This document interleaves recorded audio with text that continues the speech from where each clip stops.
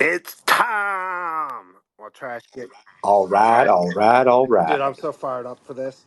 So I might, you might want to co-host Jen though. I might drop off the co-host because I have to bounce back and forth to another space I'm committed to, like for the first like half hour or so. But like, listen, you Cool. guys, you need to. This is going to be one of those important ass spaces where all kinds this is a trash discourse special, which is, you want receipts, you want the deep diving, right? You want to know how the fucking shit actually happens.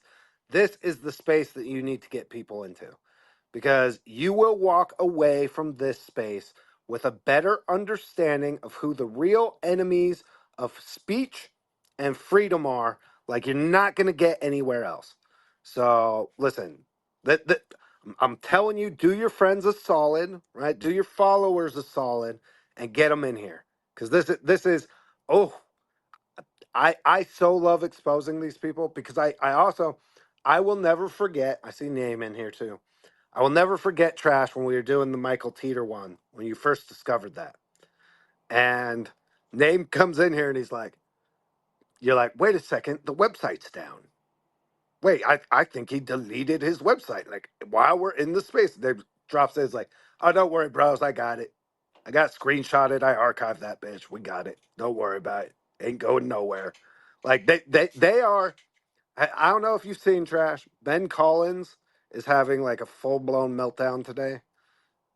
Nan Doodles is doubling down, right? Like trying to get Google to be like, oh my God, oh my God, look at what people are saying to me. It's gonna be legendary all the way around. Oh, dude, no, it's so great. And quick, couple shout outs I need to make. Number one, shout out Glenn Greenwald, the only person on Twitter besides us that says, hey, by the way, just so we're clear, Media Matters was started by David Brock, right? So, like, here's his tweet that just came out. And I was like, thank God. He says, I think sometimes people forget that Media Matters was created, shaped, and governed for a long time by David Brock, arguably the single most craven, deceitful, and amoral scumbag DC politics has ever seen. There was no way for anything decent to be spawned from that rotted root. Shout out Glenn Greenwald. Thank you for that. Um, let me get, hang on. Oh, we're rotating. Okay, sorry about that, guys. Let me get everyone rotated here. Okay, so Jen's coming up. Dustin's rotating the speaker. But yeah, so shout out to Glenn Greenwald. I'll put that up in the nest. And also, of course, I had to reply with, "We haven't." Matter of fact, we're having a space about it. Come in. So that would be legit if we could get Glenn in here to talk about it. But because he's the only person talking about it besides us, it's crazy. I'm like, you guys, do you not understand how deep this goes? Like, it's not just some clown show that was talking about Japs and Jewry, right? This is like the machine, and it's not just demo. I know I put DNC influence machine, but it's really establishment machine. It's used for both purposes. So we're going to get into all that. But before we get started, shout out to Jen, my new co-host, as usual, rocking with me, and obviously Savvy's here. How are you guys? I was being quiet because of the first space that I co-hosted with you, and then Dustin comes in here like a freaking uh, what's it called? The Tasmanian devil. He's like, "Hey, everybody," and I'm like, "Oh, he spoke." Because I got a hand slap, because I normally come in a space like that, like, "Hey, everybody, we're so excited to have you," and Trash is like, "Please wait until I have invited everyone," and I'm like, "Oh shoot, I messed up." So every space since then, I come in completely silent, do not unmute, and then Dustin comes in here just like freaking full throttle, guns a blazing. Love it. Yeah, it's because of the music. So like, X is stupid. So like, when I set up this space saying, "Hey, at 11 my time today, I'm going to have this space." What I used to do was preload the comment section with everything that we're going to talk about. But when you start the space, none of that comes over. It creates a new entry on X. So basically, I have to reload all the receipts and stuff that we're going to go over back down in the chat. And so I just don't want dead air. It's not that I don't want you to speak, silly. There is never dead air with me, Aaron. I take up all the air in the room, and especially if Jen's my co-host, then you've got two of us. There's never a quiet moment. I get all the special privileges. Like, let's not kid ourselves. Like, right? It's totally patriarchy at work, and I think we're all here for it. Yeah, 100%. So I'm not going to leave the space off with Michael Teter, even though I'm using the thread that I put together on him, because in that thread has everything that I need. So I'm just going to take that thread and put it down there.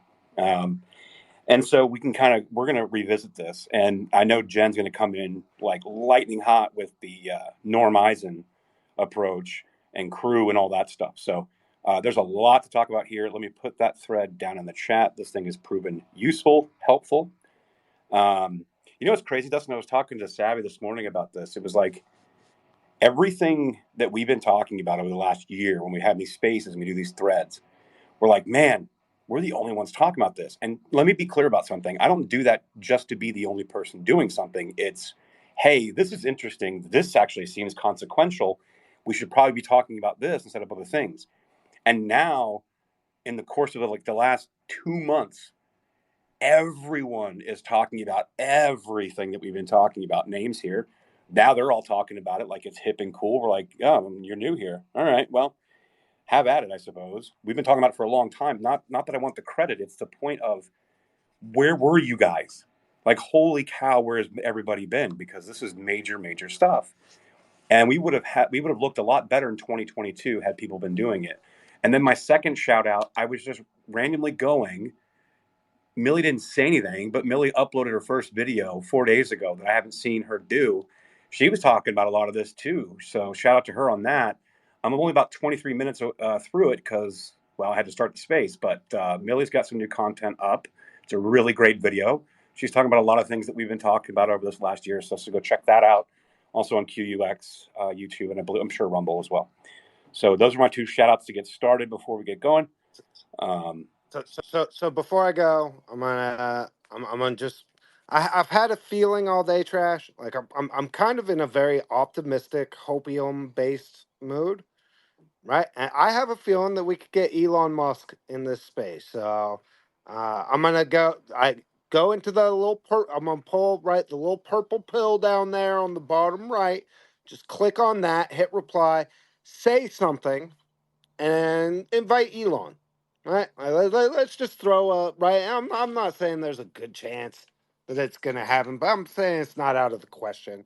And if right, don't just tag at Elon. Right? Be like, hey, Elon, come talk to us about your lawsuit against Media Man. Put some like saying in there. And when I get back, I got to run over. I got to do the MySpace for a little bit. I got to make an appearance over there.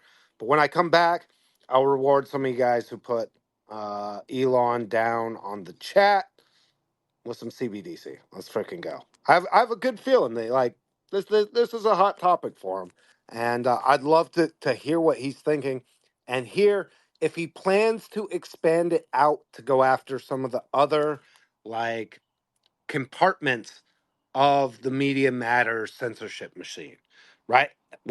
Frankly, I want to please tell me you're going after Nandini Jammy, bro. Like she's got to be on the list. She's got to. So anyway, I'm gonna drop off. I'll be back in like 20 minutes or so. Trash. Love you guys.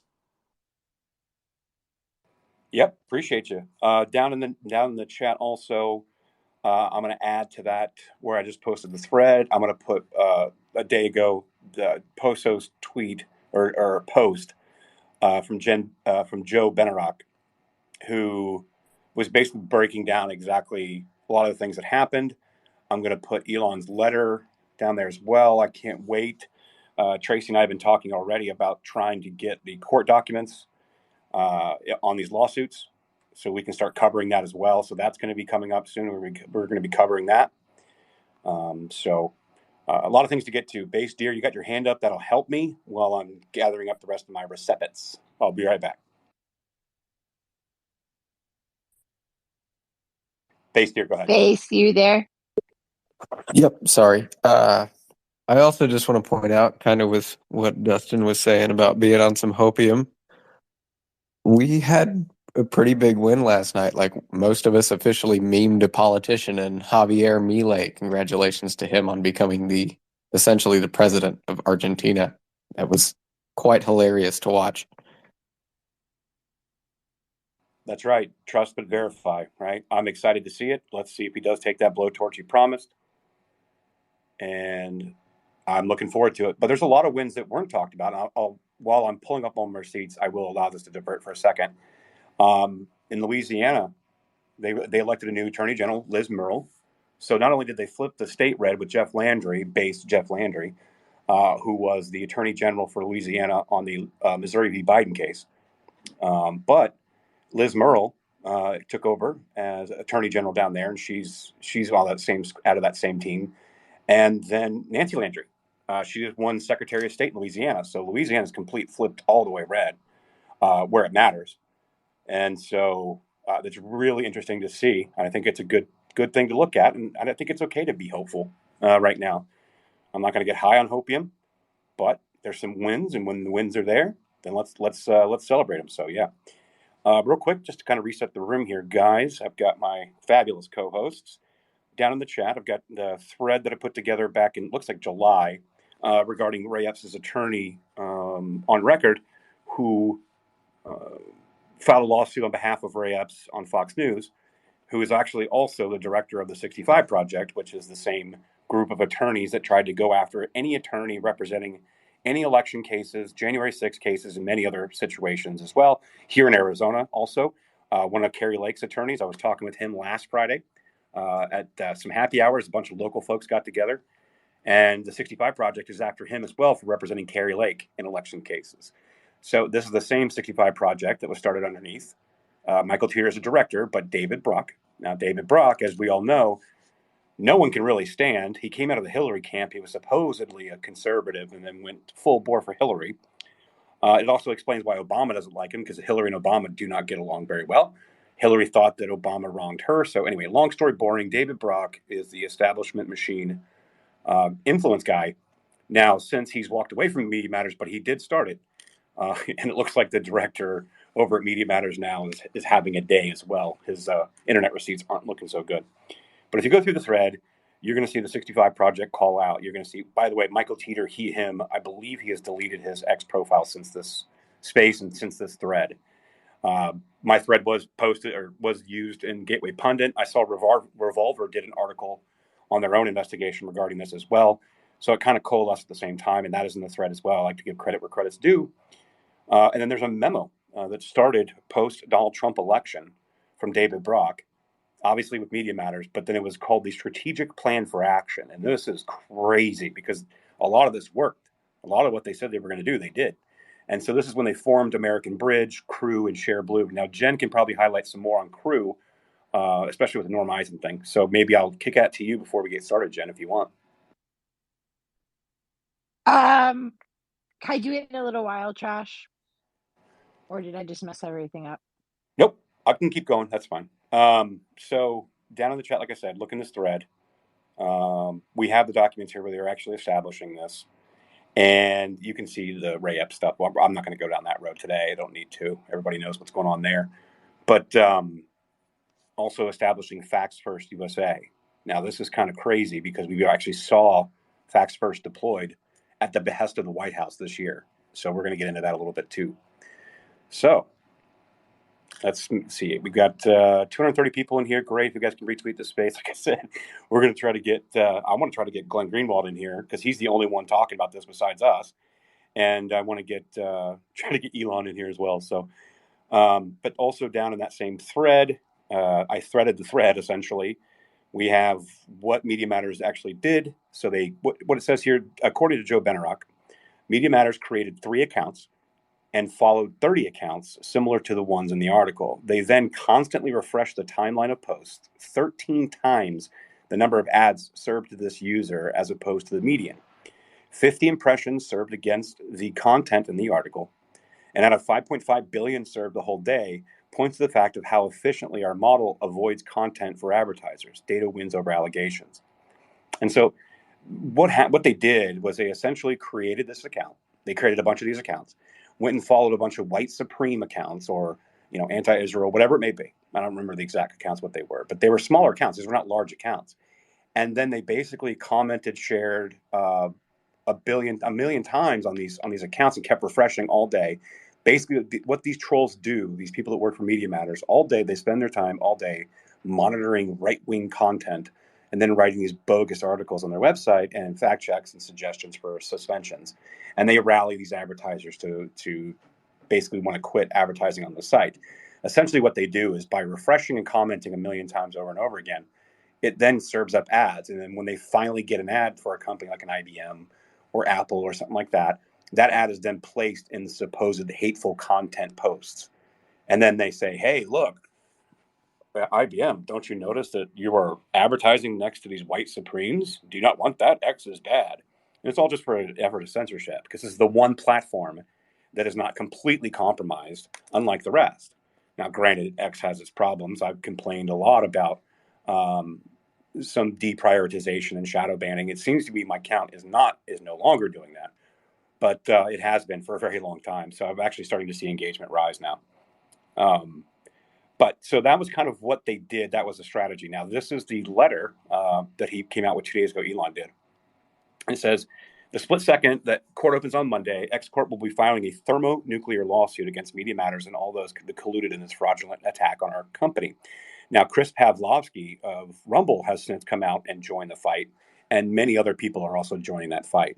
And this is going directly after Media Matters. And everyone's talking about the current CEO and Angelo and everything else. And like, listen, the stuff he says, like the Japs and Jewry stuff, yeah, it's pretty concerning. But this is really, as Glenn put in that tweet up top that I've been saying, a lot of us have been saying, I'll read Glenn's tweet again. I think sometimes people forget that Media Matters was created, shaped, and governed for a long time by David Brock, arguably the single most craven, deceitful, and amoral scumbag DC politics has ever seen. There is no way for anything to be decent spawned from that rotted root. And I concur. Hear, hear, sir. So this is the letter from Elon. And this is what he says. It says, this week, Media Matters for America posted a story that completely misrepresented the real user experience on X in another attempt to undermine freedom of speech and mislead advertisers. Above everything, including profit, X works to protect the public's right to free speech. But for speech to be truly free, we must have also the freedom to see or hear things that some people may consider objectionable. Let me stop on that for a moment. This is very important. This is something that Jeff Landry, the now governor of Louisiana on the Missouri v. Biden case, was talking about. He said it's not just your right to freedom of speech being able to speak it. Freedom of speech also means your right to hear others' speech. It's a very important point, especially when we're talking about censorship and canceling campaigns that we're here, because there's other people's free speech that is being violated. Their First Amendment is being violated because they're not allowed to hear what they deem as objectionable or hate speech or going against their narrative or malinformation, as we saw with all the censorship in the case of Missouri v. Biden, Hines v. Stamos, and the Twitter files releases. This is malinformation, the information that's true, but they just don't like how the people, public, are going to react to it. So we got to stop it. And so to continue on, he says, we believe that everyone has a right to make up their own minds about what to read, watch, or listen to, because that's the power of freedom of speech. Despite our clear and consistent position, X has seen a number of attacks from activist groups like Media Matters and Nandini Jamie, Nandoodles of the world, and all these other groups, and legacy media outlets too, who seek to undermine freedom of expression on our platform because they perceive it as a threat to their ideological narrative and those of their financial supporters. These groups try to use their influence to attack our revenue streams by deceiving advertisers on X, which is kind of what I just laid out, how they did it on this specific matter. They've done this millions of times on other platforms. Here are the facts of Media Matters research. To manipulate the public and advertisers, Media Matters created an alternate account and curated the post and advertising appearing on the account's timeline to misinform advertisers about the placement of their posts. These contrived experiences could be applied to any platform. Once they curated their feed, they repeatedly refreshed their timelines to find a rare instance of ads serving next to the content they chose to follow. Our logs indicated that they forced a scenario resulting in 13 times the number of ads served compared to the median ad served to an X user. Of the 5.5 billion ad impressions on X that day, less than 50 total ad impressions were served against all organic content featured in the Media Matters article. For one brand showcased in the article, One of its ads ran adjacent to a post 2 times, and that ad was seen in that setting by only 2 users, one of which was the author of the Media Matters article. For another brand showcased in the article, 2 of its ads served adjacent to 2 posts 3 times, and that ad was only seen in that setting by 1 user, the author of Media Matters article. Media Matters article also highlights 9 posts that they believe should not be allowed on X. Upon evaluation, only 1 of the 9 organic posts featured in the article violated our content policies, and we've taken action on it under our freedom of speech, not reach enforcement approach. So here's a summary on this all. X will protect the public's right to free expression. We will not allow agenda-driven activists or even our own profits to deter our vision. Everyone has a choice on X. User and brand control on X is superior to a year ago. And 3, data wins over allegations. Media Matters does not reflect the user experience on X. As we've seen in some parts of the world, when free expression is taken away, it is very dangerous and hard to get back. And that's why the people who came before us fought so hard to protect it. Without freedom of speech, we lose the checks and balances critical to a thriving democracy. We must defend our individual rights as if our own lives and flourishing society depend on it. If you're really in on protecting free speech, then we all need to protect it completely. Stand with X to protect free speech. I am a Premium Plus user. I support this platform. And it's easy for me to do because I do get a couple bucks every couple weeks from Twitter for the content I put on here. And so it pays for itself. So why wouldn't I get behind this? Tim Pool did a segment this morning that I caught on the way to work. And he talked a lot about this stuff, but he talked about all these different groups and personalities that are banding together to supplement some of the ad revenue lost. And they're saying, why would you pay Elon and this and that and the other? And I think he made a great point. It's a business decision. So if I offer a subscription service and I offer content and we're producing content on a scale, then I would like to advertise to have more people, come see our content, pay the $10 a month or whatever it may be. And so it's an easy business decision.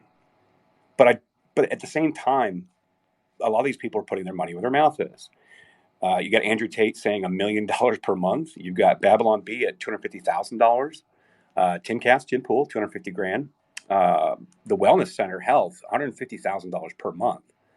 Benny Johnson, $50,000. Censor.tv, $40,000. The Quartering Jeremy, $25,000. Keith Gross in Florida, $20,000. Hodge Twins, $15,000 per month. Donut Operator, $10,000. Elijah Schaefer, $2,500. And PragerU is continuing to advertise heavily.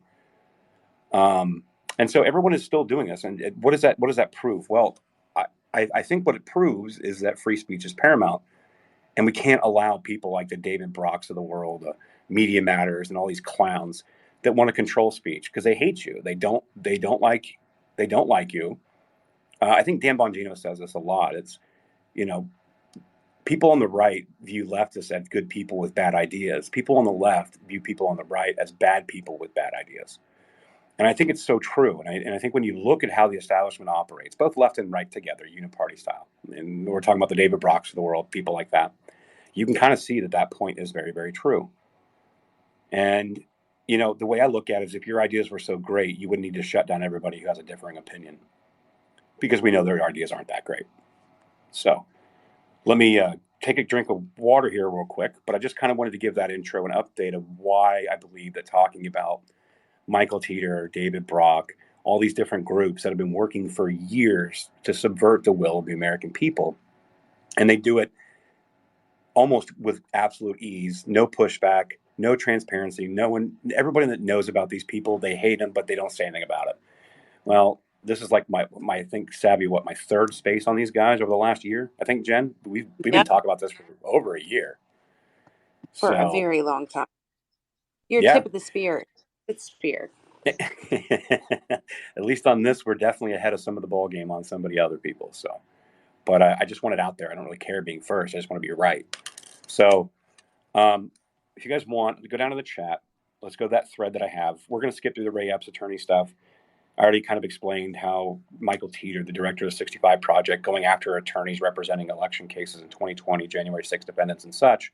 And I also found out last Friday, again, I'll put this, one of Kari Lake's attorneys, they're going after him for representing Kari Lake in election cases here in Maricopa County, Arizona. So these guys are still active. Michael Teter is the managing director of it. He also happens to be the attorney on record on the lawsuit against Fox News from Ray Epps. So that's really interesting to note, because as we get into breaking open these individual programs that these guys had created back in 2017 after Trump was elected, you'll really start to see the bigger picture here.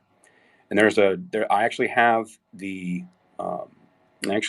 strategic plan for action document down in that thread. And it says, David Brock started Media Matters, the fake fact-checking org designed to counter truth with false or misleading fact checks. Check out his plan for the midterms and the 2020 elections. And you can actually look at the document yourself. It's absolutely nuts. And it's obviously this whole rhetoric. I'll read you this. I think this is very important to note. I'll just read this intro that he wrote. You can kind of get a better understanding of what they're saying here. So it says, we will fight every day. We're going to fight for the things in which we believe, and we're going to fight against any attempt to erode the cornerstone work and values of the progressive movement and this pluralistic nation. We are going to resist the normalization of Donald Trump, his every conflict of interest, every bit of cronyism, his every move towards authoritarianism, his every subversion of our democratic systems and principles, his every radical departure from foreign and domestic policy norms. Yeah, like, Abraham Accords, and like, how about we not blow up kids in the Middle East? Yeah, that you're right. That is a radical departure from our foreign policy norms. You got that right, David. He says, we're going to contest every effort in every level of government to limit rights, rescind protections, entrench inequality, redistribute wealth upwards, or in any other way fundamentally undermine the tenets of egalitarianism that must serve as the bedrock of our democracy. That's his pitch, right? That's what he wants to. That's what he wants you guys to. So we're gonna put in egalitarianism, and it has to be progressive, and we cannot allow this foreign radical departure from foreign and domestic policy norms, i.e., America first. And they got together in 2017 after he was elected, because obviously we all know that Hillary was supposed to be crowned, and the Russians stole it because Donald Trump was peeing on hookers in Russia. Mm-hmm. Yeah, I think that's what happened. Oh, wait, no, that was all bullshit. So, yeah, so that's what they did. And then they put this plan together, and they essentially went after it, and were very successful in most of the deployment of this.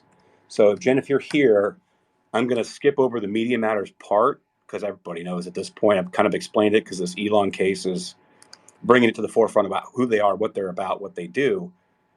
And I want to start moving into like American Bridge and Crew. And I know that you've got a lot to say on this because we've gone over this many times with folks. So I want to do that. So let me pull this up on my computer so I can read it better. Are you there with me, Jen? Yeah, I'm here, Trash. Do you want me to send you that one document I have? That lays out like Norm Eisen, because then the Joe Seller stuff is in there. And then he went from Crew, right? So Norm Eisen started at Crew. Right. And he has since went on to the States United. And what's really interesting about the States United group, it's States United Democracy Center. The co-founder of it with him was Christy Todd Whitman. Of course, she's the one who told everybody that the 9/11 air was safe and since had to apologize. But on their advisory board, you have Michael Steele, Bill Weld, Tom Ridge, Michael Chertoff, and Janet Napolitano. 3 of them are former heads of the DHS. And when you see things like this, and this isn't the first time, so he has this, and there's a whole bunch of stuff. So I don't want to like overwhelm people and just like read off of this. So I'm trying to figure out how the best way to go about this, Trash. Yeah. So what I'm thinking is that's what I'll do is I'll kind of outline what Crew was. And then I think that'll lead into kind of talking about Norm Eisen and that piece. And then obviously the Citizens United, we'll be able to get into that too. So I think that I can start with Crew, which is what they established with this memo, the David Brock memo on fighting Trump. And they established this Crew. So I'm kind of explaining to people what Crew is when they started this thing through David Brock and many others. And then Norm Eisen, how he fits into all this, because we can go right from there. And people will really start to see what the hell has been going on. And it's not only just going on now, but what's been going on for years. Like, so many people couldn't figure out. They're like, I don't understand. Why is it? Is there like somebody just giving out talking points in the morning to all the journalists, and they all run the same things on all their channels, all the BS? Yes and no. What this group has done is they essentially created a bunch of quote unquote experts all saying the same thing. And it's actually laid out in these documents, like word for word, how they did this. And they inserted these pundits and these journalists, quote unquote, at various different areas, all saying the same thing. So it seemed like everyone's in lockstep. And that's because they created it and funded through this. A lot of dark money. And that's where Crew comes in. We're going to talk about Crew here. And then I will get into, I can then touch on Media Matters, but I think that will be a good kickoff. Jen, will you DM me that document? I know you sent it to me before, but if you DM it to me, that way I can open it on my computer. That would be helpful. Yeah, I got you. And also, Brandon left. Brandon was on stage, but Brandon left. So he'll probably be back. Yeah, I was just going to kick it to him, see if he had anything to add. So, there he is. So, yeah, if you DM that to me, I'll open it up and I'll start to talk about Crew. But Brandon, you joined us. I knew you were listening. What's up, buddy? Nice music. I can't.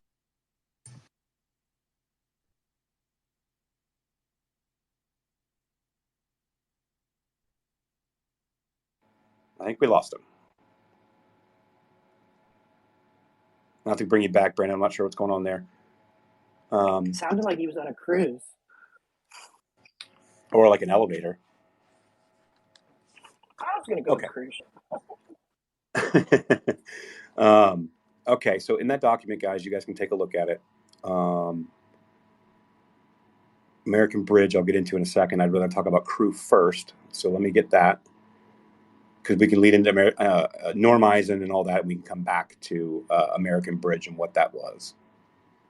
But they established all of this, and it's all here. It's several pages. I don't know, 100 pages or so. Let me get to Crew here.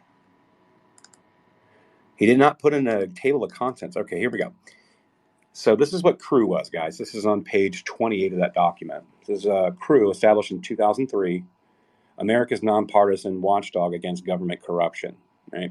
So Crew will be the leading nonpartisan ethics watchdog group in a period of crisis when a president and an administration present possible conflicts of interest and ethical problems on an unprecedented scale. Crew will demand ethical conduct from the administration and all parts of the government, expose improper influence with powerful interests, and ensure accountability when the administration and others shirk ethical standards, rules, and laws. And so they're saying that the nonpartisan coalition has driven good government reform for decades. Now it finds itself outgunned. Judicial Watch, the most frequently cited conservative watchdog organization, has a $30 million annual budget. It consistently caused problems for President Obama and Secretary Clinton through aggressive FOIAs and other lawsuits with a steady stream of reports and press outreach. Let me just read what they just said. Judicial Watch, Tom Fitton, right, that group, consistently caused problems for Obama and Secretary Clinton because of their aggressive FOIA litigation and other lawsuits and the steady stream of reports. This is a Freedom of Information Act, meaning this is information that was government records that they were simply requesting and then were able to formulate lawsuits off of truth. These people are unhinged, but they're just saying it. And they're saying Donald Trump presents conflicts of interest and possible ethical problems on an unprecedented scale, and special interests are pushing it to influence both parties in Congress. Yet Judicial Watch and similar groups like Cause of Action and the Foundation for Accountability and Civic Trust have been conspicuously quiet. Responding to this crisis requires an ethics watchdog with credibility, resources, and willingness to hold Trump and his administration accountable. Bolstered by bipartisan board leadership and a winning record, even in the face of partisan gridlock, Crew, which is Citizens for Responsibility and Ethics in Washington, is positioned for this fight. So here's their overarching strategy. This is the legal arm of it, right? And this is why I want to kick it to you, Jen, after I get through this introduction so people understand what it is. So Crew knows how to use litigation, legal complaints, research, and press outreach to get results, i.e. weaponizing our lawfare system. We must significantly ramp up to fill the gap and see. We want to kind of explain a little bit about norm of interest and ethical problems on an unprecedented scale.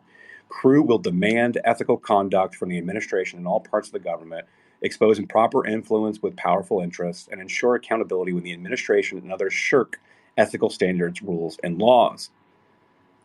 And so they're saying that the nonpartisan coalition has driven good government reform for decades. Now it finds itself outgunned. Judicial Watch, the most frequently cited conservative watchdog organization, has a $30 million annual budget. It consistently caused problems for President Obama and Secretary Clinton through aggressive FOIAs and other lawsuits with a steady stream of reports and press outreach. Let me just read what they just said. Judicial Watch, Tom Fitton, right, that group, consistently caused problems for Obama and Secretary Clinton because of their aggressive FOIA litigation and other lawsuits and the steady stream of reports. This is a Freedom of Information Act, meaning this is information that was government records that they were simply requesting and then were able to formulate lawsuits off of truth. These people are unhinged, but they're just saying it. They're saying Donald Trump presents conflicts of interest and possible ethical problems on an unprecedented scale, and special interests are pushing it to influence both parties in Congress.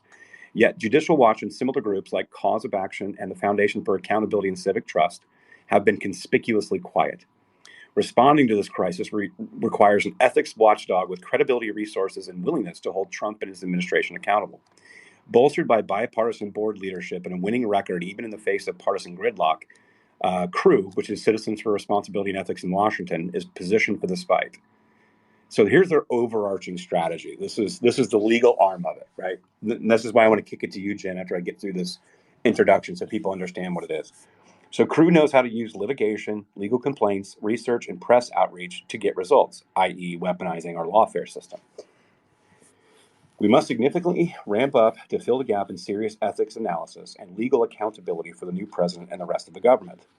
Donald Trump brings with him massive global conflicts of interest and an apparent disregard for the traditions and rules aimed at protecting the government from improper influence.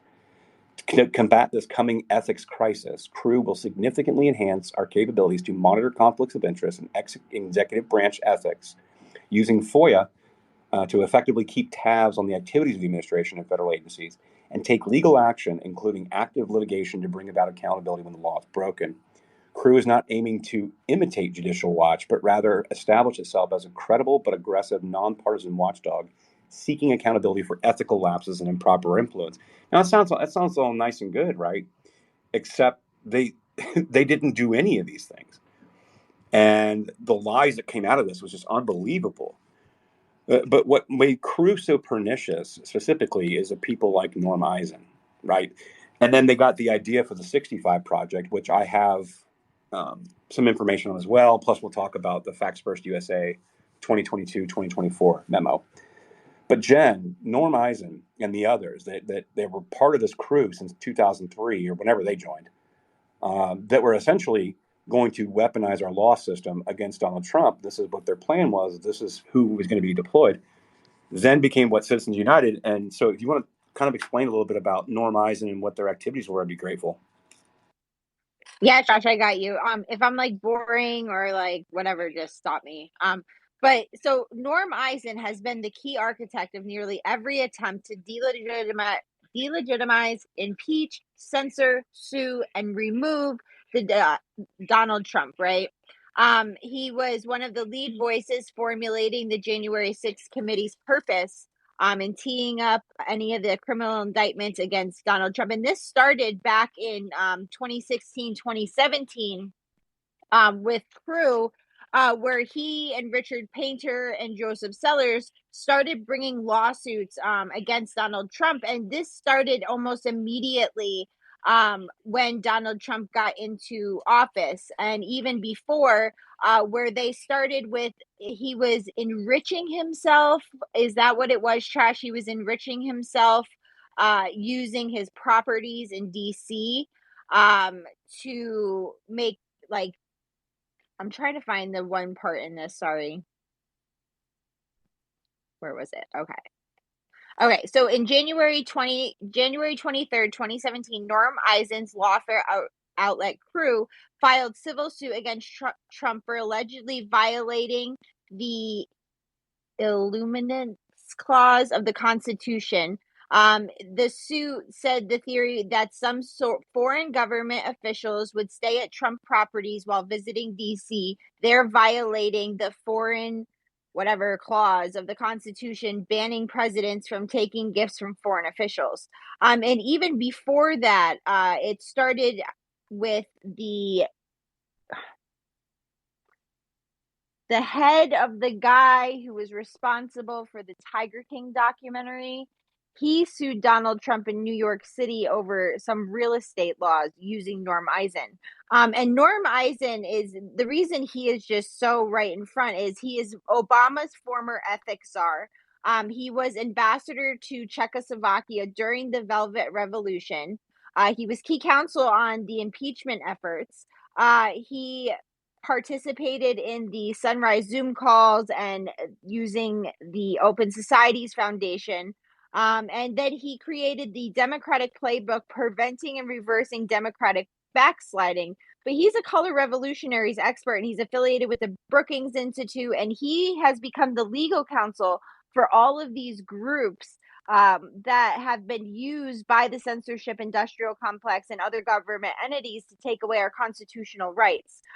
So he is literally hiding behind lawfare in order to carry out some of the more nefarious shit they're doing. Is they're hiding it behind attorney-client privilege between him, Joseph Sellers, and all these other groups of lawyers, which the 65 Project is exactly what they had been doing, and now they just put a name on it. But he's a really evil dude, and there's so much stuff, but I don't want to be boring and just drag on and lose the audience. So if you Actually, have specific, is that okay? It's pretty compelling, actually, Jen. I've got to be honest with you. Like you're doing great, actually. As you keep going, I mean, I can interject, sure. If you want to kick it back to me, I can go move on. But I think you were killing it there. I'll kick it back to you, Trash. Okay. So so you guys can understand what exactly was happening here, right? So this is the Norm Eisens of the world. This is how they weaponize our law system, not just against Trump, but against everybody, against attorneys, against everyday citizens, against people with like 400 following accounts of content that they didn't like. And this apparatus, this whole thing with like David Brock and the memo on fighting Trump, it's important to note, like Crew was like the lawfare watchdog arm, right? The Citizens United stuff, the Norm Eisens was, again, part of that lawfare. 65 Project, part of that lawfare, right? And then you had groups like on this memo, like American Bridge. So American Bridge, I'll kind of get into that as well. This is kind of crazy, but I'll read you what they are. So they were the political opposition research engine. Right. So this is the group, much like what we have on the right. You see like MRC and many other groups, but this group was an opposition research. But they weren't just providing receipts. They were manipulating content and like basically creating propaganda. And then that was being used by political candidates, by grassroots organizers, and it was putting out these lies. And then they were using the other arms that they had established, like Facts First and fact checking, and what I like to call is the establishment pundit school, where they were specifically selecting people that were pundits that were part of this group that would be inserted as experts to then prop up these lies and this opposition research that American Bridge was doing. And they established this in 2011. It says American Bridge will cement itself as the standard bearer of opposition research, build on its role as a progressive clearinghouse for information that drives the narrative on Republican official holders, candidates, and will be at the epicenter of the Democrats' work to regain power starting in 2017 and building to 2020. And so it's just nuts of what they did. And so check this out. So their overarching strategy was this. It says, as we move into our fourth election cycle, the vision of Bridge as permanent progressive infrastructure is coming to fruition. We are beginning to see the full value of our investment in researching and tracking candidates over multiple cycles. With 20,000 hours of video, 289 candidate research books, and largest available archive of Trump research in the Democratic Party, we are uniquely prepared to take on the Trump administration, defeat Republicans who enable it. Notice, let me read that one more time. Uniquely prepared to take on the Trump administration, but defeat Republicans who enable it. So anybody America first, right? Anybody with, right-wing populism in their messaging, and rebuild progressive power in the states. This is why it was so attractive to establishment unipartists on the right, because they had this access, and they can essentially were doing the same thing to defeating America First primary candidates, or going against those candidates so they can maintain these squishy neocon unipartist Republicans as well. They both benefited from this. It says our new Trump war room, launched within weeks of the election, is already scrutinizing the presidential transition and will vigilantly watchdog the personnel, policies, and practices of the administration. Our purpose is to keep Trump unpopular and make it more difficult for candidates who support him to get elected in 2018. Yeah, go ahead, Jen. Yeah, I just want to point out Norm Eisen also has a lengthy, good relationship with Bernie Thompson or Benny Thompson. Is that his name? Yep, The Benny. guy, Benny Thompson, who led the January 6th hearings, but he also filed a lawsuit right after January 6th. Like I'm talking February, early February 2021, where he laid out all of these, like in the lawsuit, it was against the Proud Boys and Donald Trump and a whole bunch of other groups. And they laid out specific lines that like no one even knew about at that point. Like going back, like how did you know like that was all going on, yet you're still trying to find people who were there by putting up billboards all across the country? And this was a lengthy lawsuit that this obviously was prepared before. So like when did you actually prepare this lawsuit, or was this part of the larger plan of January 6th happening and then these idiots using Benny Thompson and his position at that time, you know, to automatically file this lawsuit against Donald Trump when there was not a lot of that information known? That's right. Well, and you mentioned Christopher Steele as well. Funny enough. So, Thomas, if that is you, let's see. Go ahead, Thomas. Can you hear me? Okay. Can you It guys hear shows like I he's still saw. connecting for me, Trash. Yep. me? Okay. Yeah, the space is glitching. Yeah, Brandon DM'd me and he said that he was having a ton of glitches and he was trying to get up on stage, but it's not letting him. So it's nothing against us. It's just Twitter. God, it just makes me think about how my account went absolutely haywire the day after I put that Michael Teter thread out. And now we're talking about him again, and here we are. I don't know, man. I don't know who did it, but it was bad. All my threads got wiped out. It was completely shadow banned. If I replied, it would show up as post not available. But I didn't know it because I could see all my content. Only other people couldn't. It's like all my threads that I We had had. a You could Save Trash Panda campaign, okay? Yeah, exactly. That's what I did. So, yeah, and that this is the power center of Democrats and the establishment, right? Like as an example with Media Matters, their core budget at that time in 2017, listen to this, 13.4 million, and it covered a staff of 81. Let me go pull the recent numbers, but it's like 5 times that now. And so since 2017, since 2017, they were, like I said, they were at what 81 employees, 13.4 million. And this is when Angelo Carusone was the president. He was named the president of Media Matters in December 2016. Previously, he was the organization's executive vice president. In that role, Angelo helped run day-to-day operations, expanded the organization's online footprint, and managed accountability initiatives. In 2016, he took a leave of absence to serve as the deputy CEO for finance and administration of the 2016 Democratic National Convention.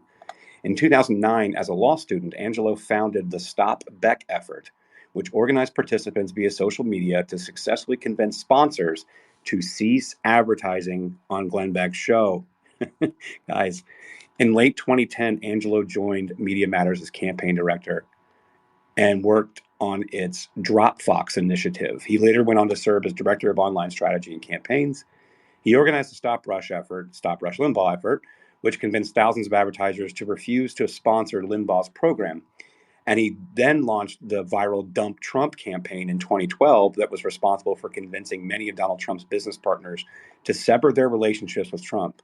He holds a bachelor's in American Studies from Fordham University and a JD from the University of Wisconsin Law.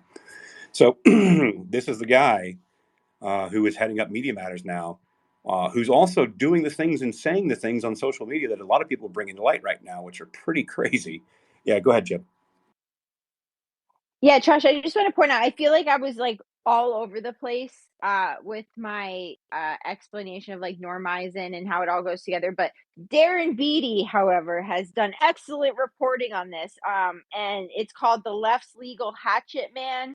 And he's done extensive reporting on Norm Eisen's ties to color revolutions all over the world, as well as his extensive ties through these NGOs and other organizations that the left has used to censor Americans brought in by the government. So I'm sorry for my all over explanation, but Darren Beattie has done excellent reporting. Check him out, Revolver News. Yeah, I'm a big fan of Revolver. Matter of fact, at the bottom of my thread, with the Michael Teter thread, I noticed that they were reporting on this roughly the same time, about Michael Teter and 65 Project and Ray Epps. So I'm a fan of Revolver. I think they do great work. So, matter of fact, let me open that article because I bet there's a few things in here we could probably actually talk about that I did not So cover. Trash, Yeah, that link I sent you in the DMs should yeah. have the links to directly to Norm Eisen's Revolver News expose. Actually, I had to request access, and the Google Docs Oh item didn't. shit. Okay, I'll do that. Sorry. Yep, I meant to tell you that. So while she's doing that, because I'll pull that up, I'm gonna skip over the Ray Epps stuff.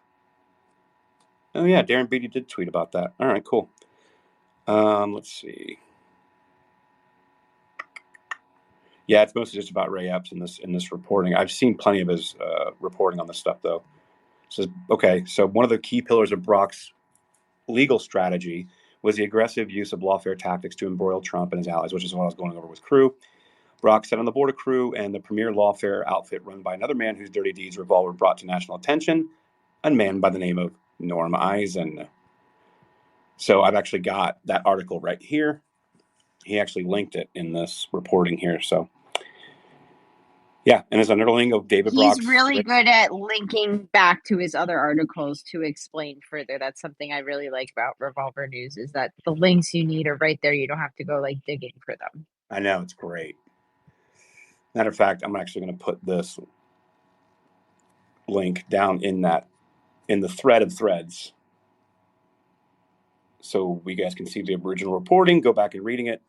But I just want to let me back this up a bit for a second. Do you guys kind of see now how all of this is coalescing? Why we've been talking about this for so long? This is the center of Democrat uniparty power for a long time now. Now you'll see reporting. I saw some reporting, I think, from Washington Free Beacon, where it's talking about how Obama hates David Brock and thinks he's weird. That may be, and I think he's weird. Like he looks like one of the Lollipop Guild guys from Wizard of Oz. But at the end of the day, like these guys had coalesced so much power in DC and influence, and the amount of money that they're able to raise. And a lot of these outfits obviously are funded by George Soros and many of the common cast of characters.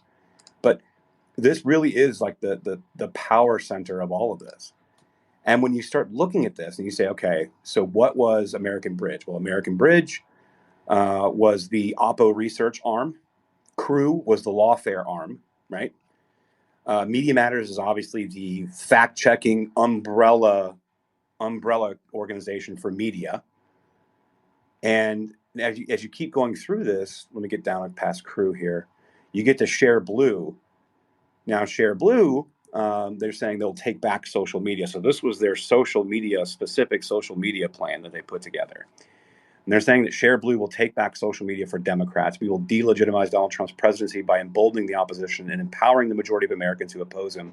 Share Blue will be the dynamic nucleus of a multi-platform media company that informs, engages, and arms Americans to fight. Right? So this is how they connect all of these different things, especially with like what American Bridge and their Oppo research, and Crew, the Lawfare and Watchdog Group, Media Matters.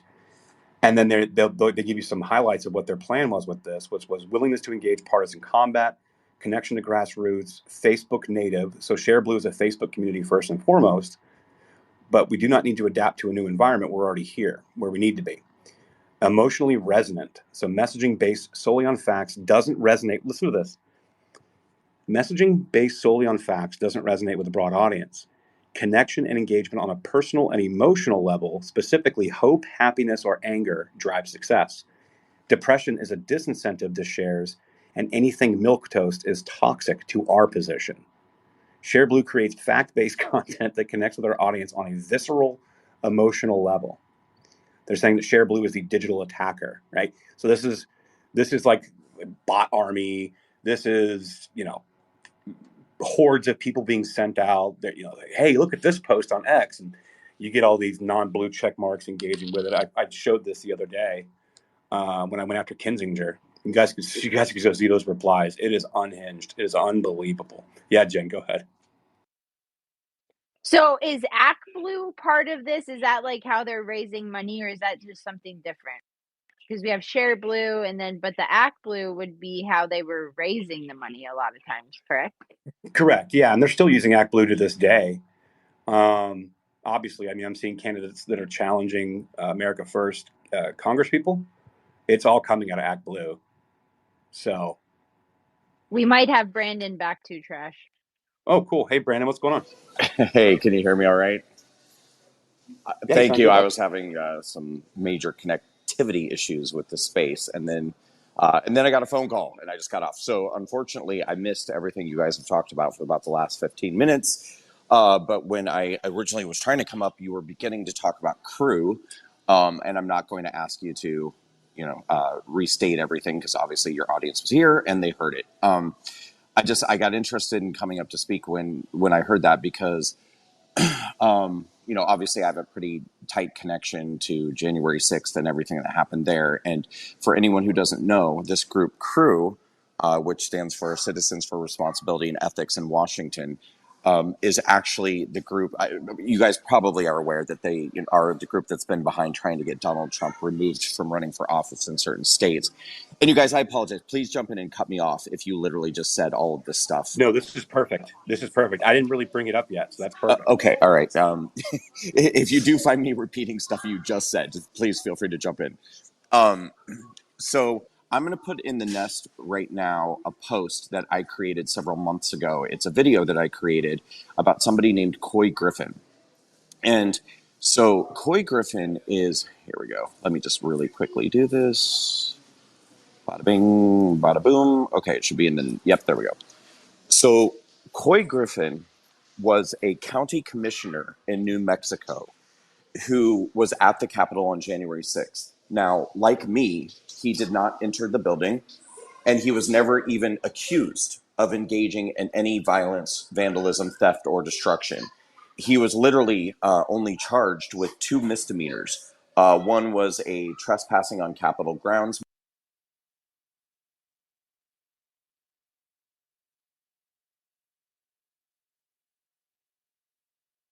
I know that he's supposed to go to a bench trial. He trial misdemeanors, remembering which one. Either convicted of trespassing, misdemeanor trespassing, or he's convicted of misdemeanor disorderly. And if I recall correctly, I think he was acquitted. Sorry about that. He was acquitted of the misdemeanor disorderly. So, Crew used this case as one to go after to try to establish a precedent. Creating a civil lawsuit, Coy Griffin removed this from his position as county commissioner to under the 14th Amendment, using the 14th Amendment, stating that he engaged in insurrection.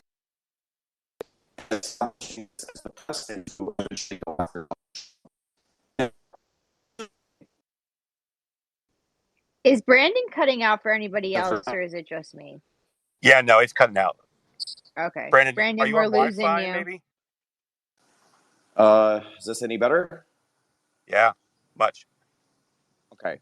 Well, I hope you appreciate everything I'm about to say because I'm now standing in 115-degree sun in Orlando to get this out. Thanks. I was in a nice air-conditioned lobby, and I stepped outside for you guys. All right, so just to quickly recap, Coy Griffin, County Commissioner, New Mexico, was convicted of a Class B misdemeanor, I believe trespassing.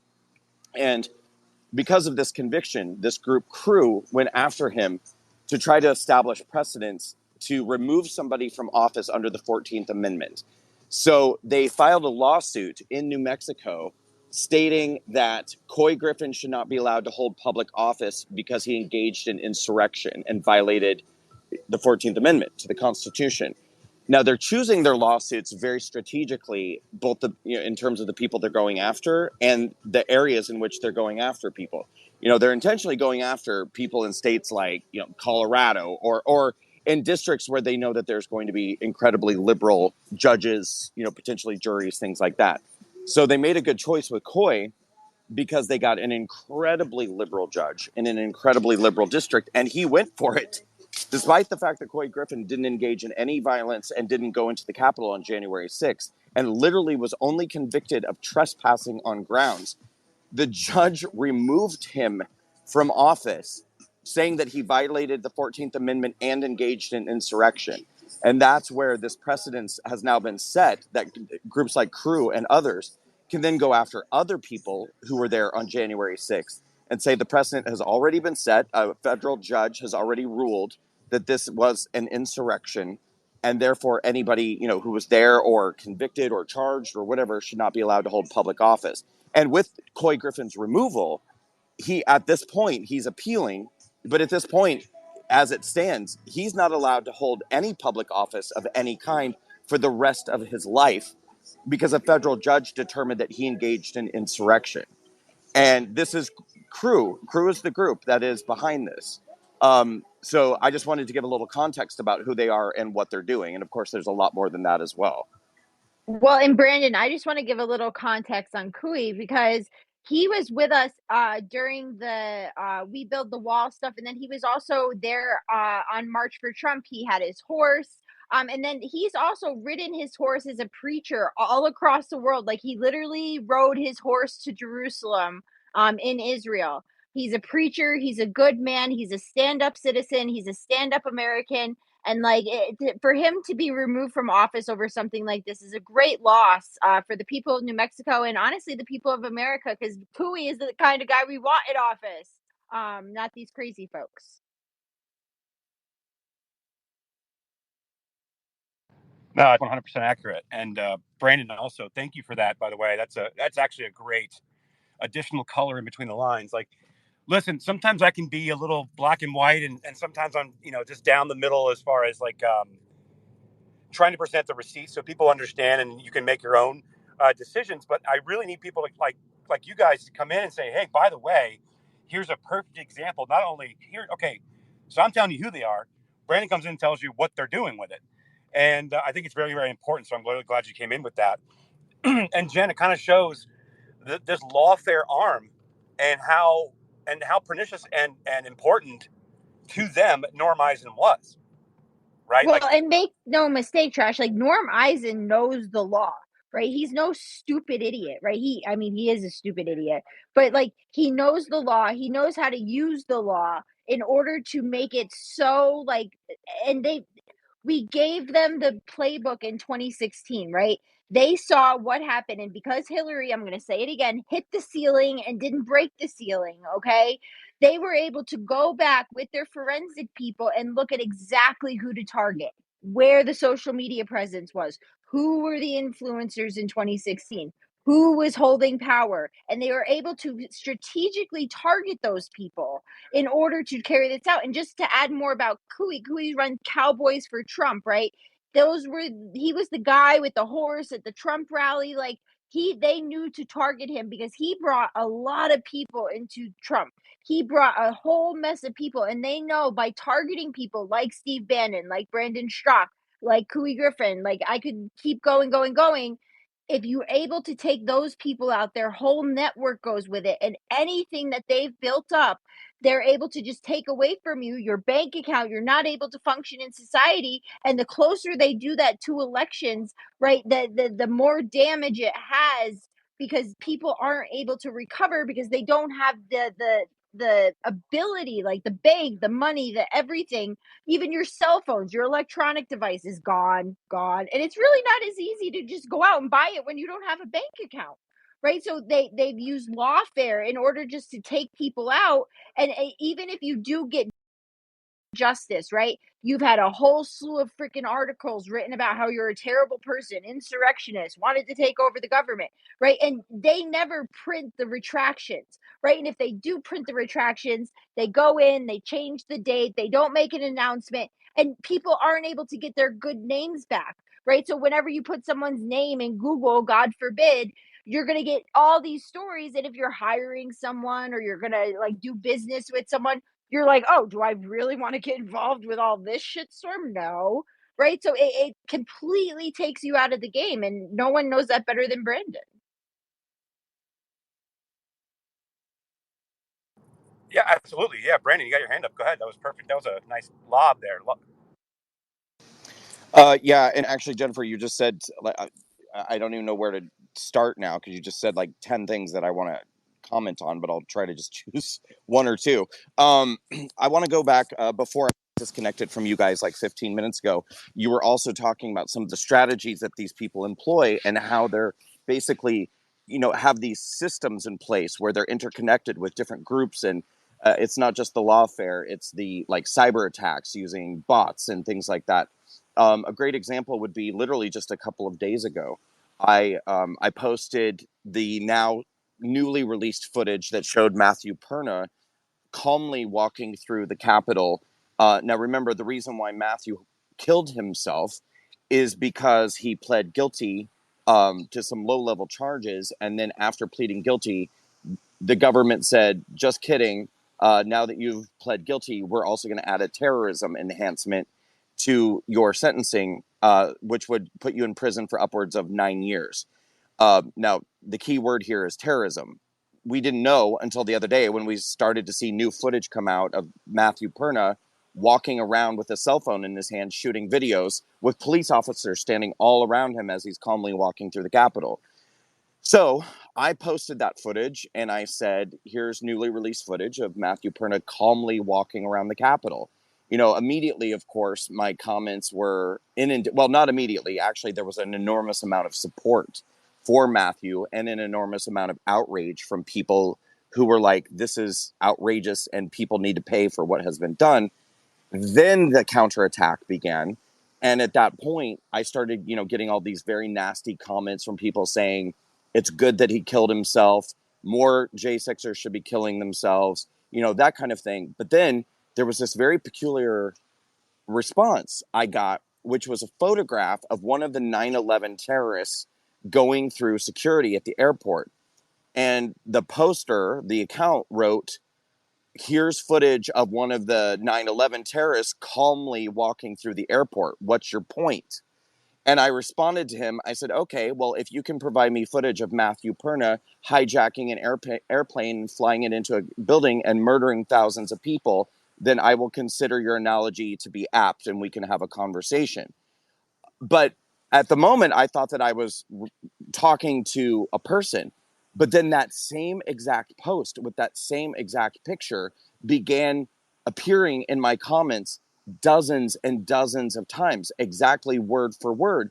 And I'm like, holy shit, somebody read my post, put this together, and deployed a bot army to get in there because these people don't want you to believe that anyone on January 6th was not a terrorist. They don't want anyone being humanized. They love that Matthew Perna killed himself.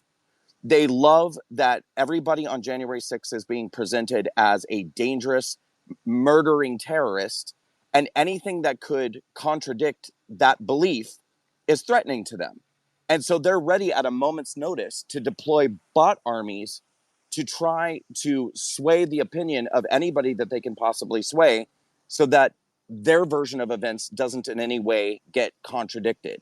And so I just wanted to make that point. And Jennifer, you said like a dozen other super interesting things, but I'm going to just limit it to that at the moment.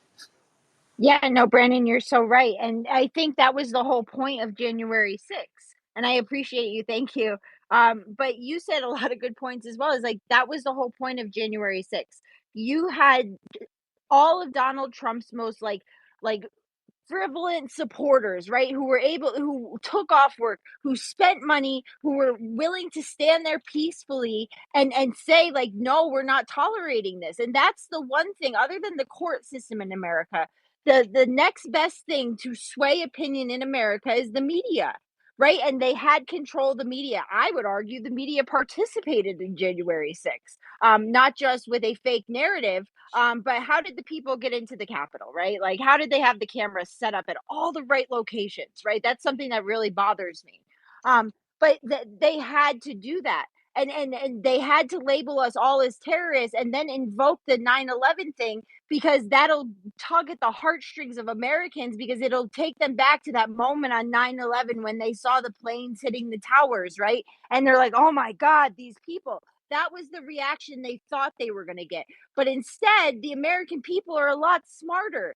And that's why I get so mad in these when we were doing the J6 spaces the other day when people are like, "Oh, well, all this footage has been out there." Okay, yes. Yes. Have we all put it out there? Have we all been freaking screaming from the top of the freaking roofs like, "Yes, yes, yes, we have done that." And you know what? That will come back to us when we stand before God and he says, "Yes, you did the right thing of standing up for the truth." But until we get to that point, there is still a whole bunch of people in this country that up until the other day when that footage was released from the official congressional website was like, "Oh wait a second. Those crazy people who have been Hey, Justin, it's screaming Tiffany. were actually freaking I'm right." well, sir. How are you? Hang on, Savvy, your hot mic. Oh, I just saw you on the Savvy, hot mic. caller ID. So Ugh. yeah. Poor Savvy. But yeah, I think you guys get the point. But Brandon, I'll kick it back to you. Yeah, I just wanted to say, I mean, I use this analogy often that to me, it feels, especially in the last, say, I don't know, 3, 4 years, like there's almost these like left-wing sleeper cells that are awakening. And, I haven't been on the right for very long. I've been a conservative now for 6 or 7 years. A lot of you, it's been your entire lives. But it's like, I think I've been a conservative long enough that I definitely consider myself one of you guys. And it's like our side was so unprepared for all of this. It's like all of this organization has been going on in the background for so long for like these moments where they knew that they could be structured and organized enough to start deploying these war tactics against us. And it's like our side had no idea any of this is happening. This is not a coincidence. Like this is when we're having these feelings like we're feeling overwhelmed and outpowered and like what the hell is going on. This is not a coincidence. This has been organized for a very, very long time. They have been putting lawyers into nonprofit legal organizations with the intention of going after and destroying conservatives. Like this has been long planned. They've long been planning their legal strategies of how to do this. These organizations are all connected to other nonprofit organizations that are deploying protesters. It is not a coincidence that 3, 4 weeks ago, we didn't know that there were that many people in this country who even knew what Palestine was or cared. Now suddenly we have hundreds of thousands of left-wing protesters storming into buildings and storming the streets, screaming for Palestine. Like, how did this happen? This has all been very organized behind the scenes quietly for a long time. And now it's like these sleeper cells are kind of waking up. And I believe me, I know I sound like a crazy person with a tinfoil hat, but they have invaded all of these different institutions, including like Google is a great example. Before January 6th, and this, I'm not blowing smoke up my own ass, I'm making a point here. Before January 6th, I had appeared on Fox News more than 75 times. I had appeared on Newsmax, OAN, hundreds of times over the 2.5 years. You can't even find those articles anymore, including the ones that are post January 6th. Tucker Carlson had me on 4 times on his show on Fox after January 6th. Now we're talking about the top rated cable news show on the top rated cable news network. You can't even find, if you Google my name, those articles. But if you Google my name, you know what you do find? About 20 pages of a story about my involvement in an insurrection. And the reason why this is relevant, and I'm bringing this up, is you'll even find articles from little local outlets out of Arizona and Idaho. You'll find articles from LGBT publications that are probably read by 12 people total.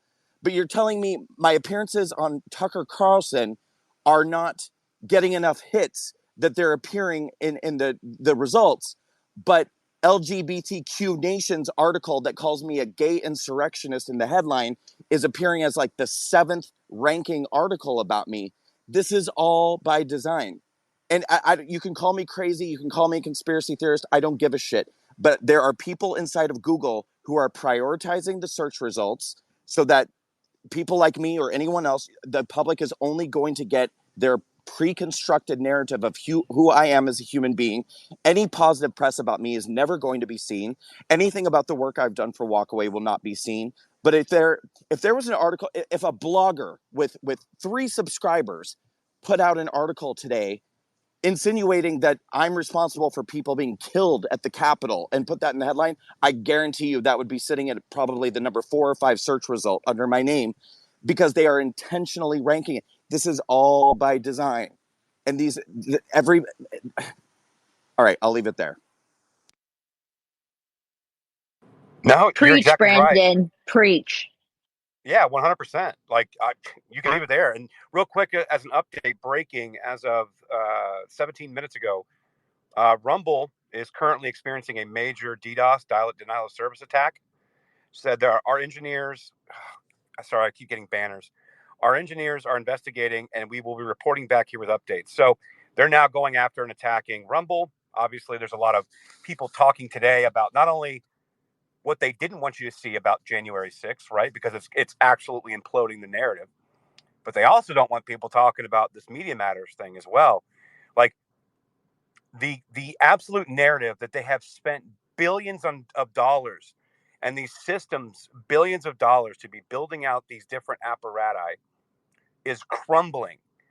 And Brandon, that's why Brandon's such a threat, because the success behind Walkaway and what that did to the messaging in lockstep that they were using is a serious problem. And we know Google's way compromised. More than happy to lick the boot of the authority and probably considers themselves the actual branch of government that controls all of us. So, Jen, go ahead.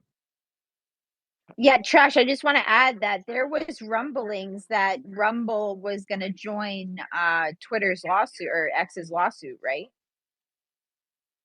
They did. Chris Pavlovsky said he's joining the lawsuit against Media Matters with Elon. So he said Chris Pavlovsky. So all of a sudden there's that announcement, and now there's a DDoS attack because Kelly was trying to get the stream on our Rumble channel, and she said it was glitching out terrible. She couldn't even use it. Right. So all of a sudden they announced that they're going to join this lawsuit, and now they're under this DDoS attack.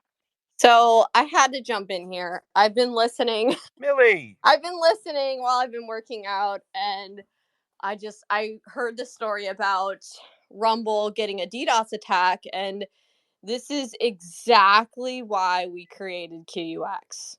Exactly why. So funny story. I went down to visit Rudy Giuliani like a while ago. I think this was in 2021 even.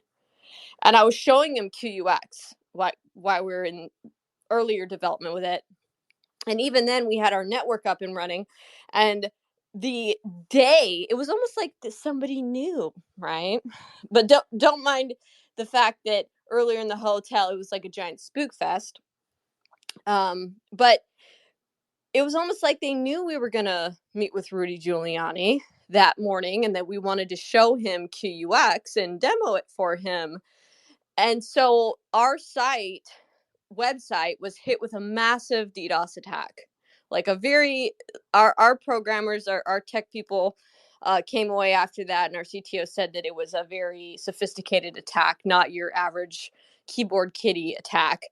And the irony of the whole thing was when I sat down and showed it to Rudy, he was actually very impressed because although they could DDoS the site, and I think they DDoSed like a submit button of some sort, right? Where you just hit it a bunch of times and it just, messes with the site, and then you lose functionality of your site. Well, they couldn't touch the network. They couldn't touch the boxes. So even though the site was hit with a massive DDoS attack, our entire network was completely untouched and impenetrable. So all the portals were working, the streams were working, you could watch the videos. So it ended up working to our benefit because we were able to demonstrate to Rudy Giuliani, like, look, hey, even though they attacked our website with a massive DDoS attack, this is why it's so important to have your own network with your own devices, because they can't penetrate the network or the devices in your traditional way that they would a website, right? So many of these people who are just running their networks or shows, whatever, off of websites, they can get hit by these attacks, say, while they're in the middle of election coverage, right? Which something happened to frankspeech.com, not this past election, but it was the one before that. Uh, a massive something, right? All their streams were down. Their site was having massive issues. Meanwhile, we had no issue. The stream was going perfectly fine on QUX, and people could watch Lindell TV and their election coverage uninterrupted on QUX while their entire site was down, right? So yeah, I just wanted to come in and kind of point out why we have to be thinking along these lines, and some of these things that are popped up and presented to us as actual solutions, they're not. Like, people aren't thinking things through far enough because they never think it will happen to them, right? They don't think it's going to happen. So just wanted to jump in, and it's good to see all you guys. Yeah, well, it's good to see you. So I'm glad you're back with us. I know you're probably busy, but at the start of the show, I did give you a shout out. I randomly came across your video you uploaded 4 days ago. I haven't been able to finish it, so I'm going to go back and finish it once we're done with the space. But I'm glad to see you back in action, and you're 100% Yeah. right. Yeah. Well, thanks for watching that, Trash. And when you get through the rest of it, let me know what you think. I'm probably going to be trying to film another show today. I don't know if I'm going to be doing it live or pre-recorded, but if I do it live, I'm thinking about trying to like do a space while I Let's do do it. it, and then like, but have me still standing in front of the camera, if that makes sense, when I'm streaming Yep. out to my other platforms.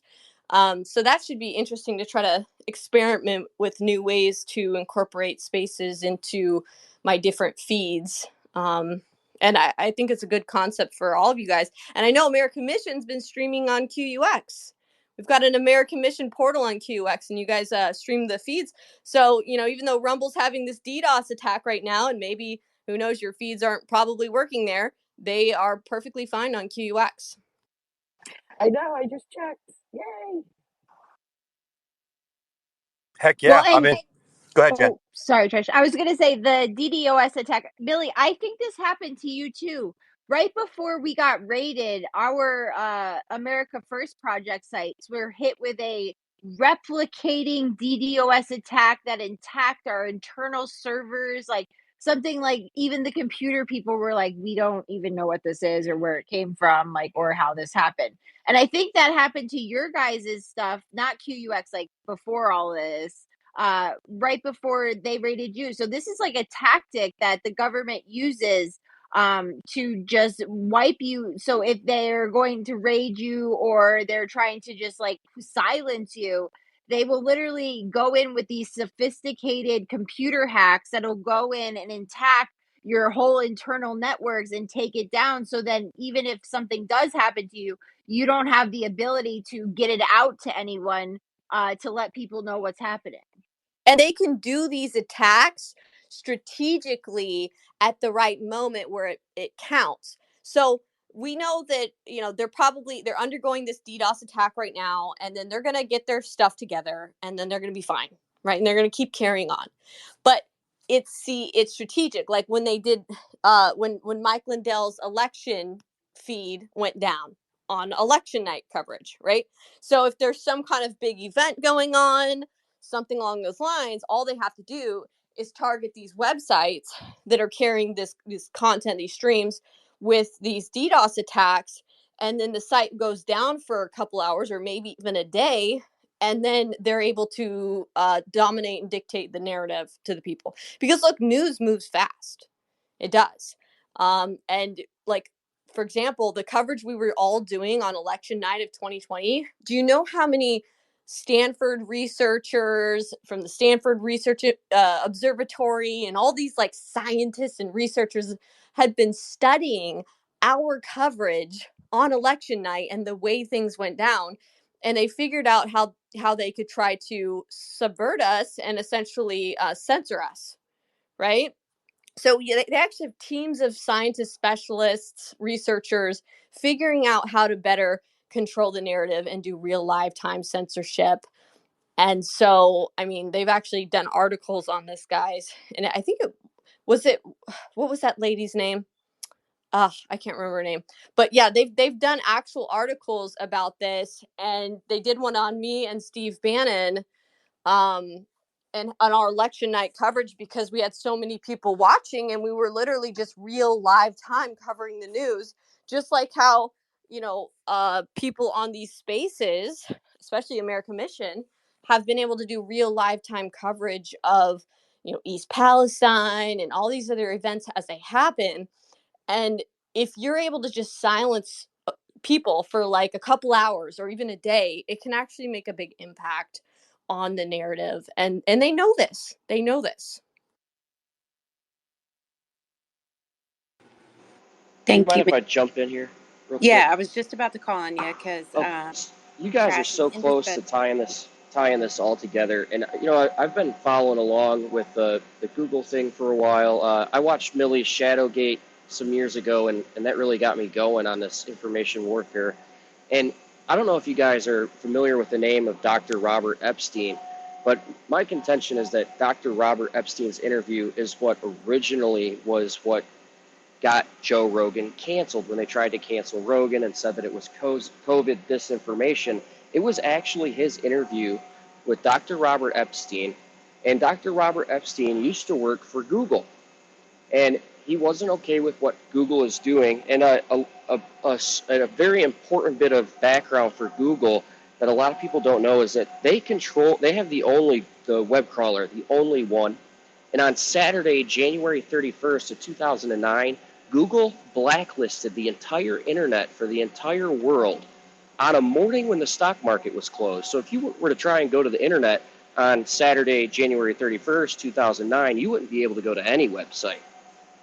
And, all this DDoSing and all this suspicious activity, Google can go straight to the source and silence anybody that they want to. And not only that, when you see those Google Earth cars going through your neighborhood, mapping all the houses and stuff, they're not just mapping your houses, they're also collecting your Wi-Fi data. And I would highly encourage everybody to go and look into Dr. Robert Epstein and all of his research and and put together a bigger picture, because there's a lot of really good researchers on this panel right now and in this space. And I feel like if you guys put your minds together and worked to figuring out this Google puzzle piece, it would be huge. And then on top of that, Brandon was speaking and he was talking about the LGBTQ Nation articles and how if you go to Google, only bad things are indexed about him when you search him.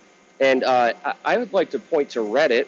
And Reddit is, I do believe, now correct me if I'm wrong, but I think Reddit is controlled by a woman named Jessica Ashew, who is a former Intel asset for the Bush administration and was like key in, I'm sure I could Google it real quick, and I'm probably going to mix some things up, but she was key in his Middle East policies before being handed the reins at Reddit somehow. And I saw entire subreddits go completely dark after this woman was mentioned and what her role is there.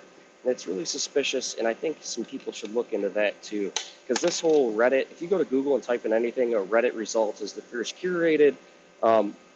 We all know the policies over at Reddit are extremely anti-left or anti-right, and yeah, there's a lot of pieces there, and I'm a pretty smart fellow, but I don't really have the time to put this all into awesome threads like you guys do. But I would love to see it done. I'm just gonna Yeah. chill right there. Thank you. No, I'm very familiar with that. I wasn't really on the Google stuff so much. I understand what you're saying, and matter of fact, Epstein was just recently on with Robert Bose on Tim Pool.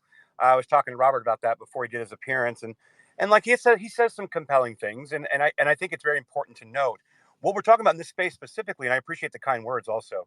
What we're talking about here is the actual, so like the influence machine that they're using, basically weaponizing lawfare, weaponizing opposition research, using this to inject pundits into mainstream media, legacy media that all parrot the same things, inserting quote unquote journalists into these publications, all parroting the same things. What you're talking about, yeah, is part of the censorship and the overall control of the whole of the internet.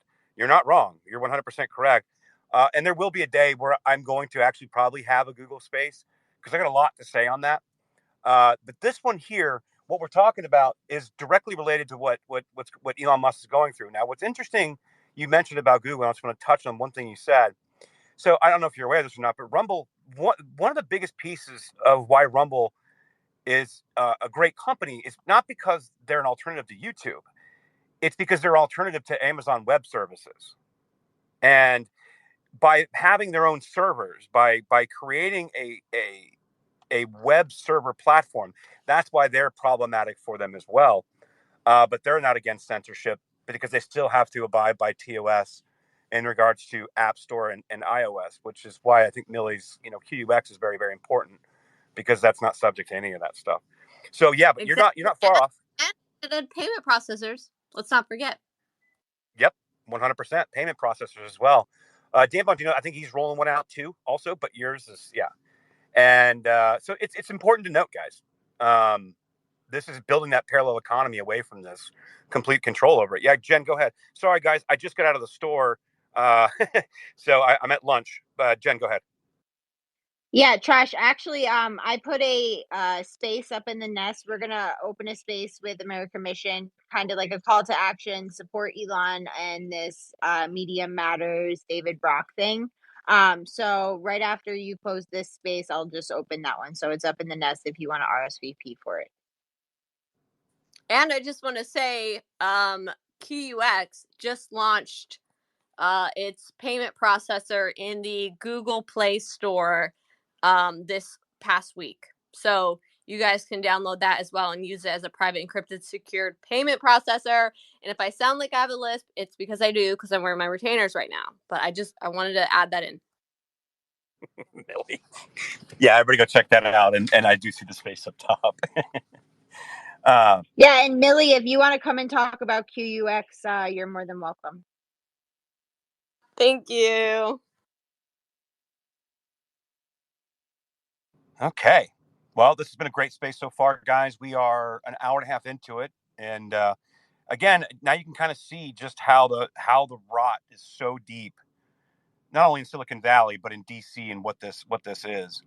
I haven't even gotten to facts first yet. So I think we're going to buckle that up. But Jen, go ahead.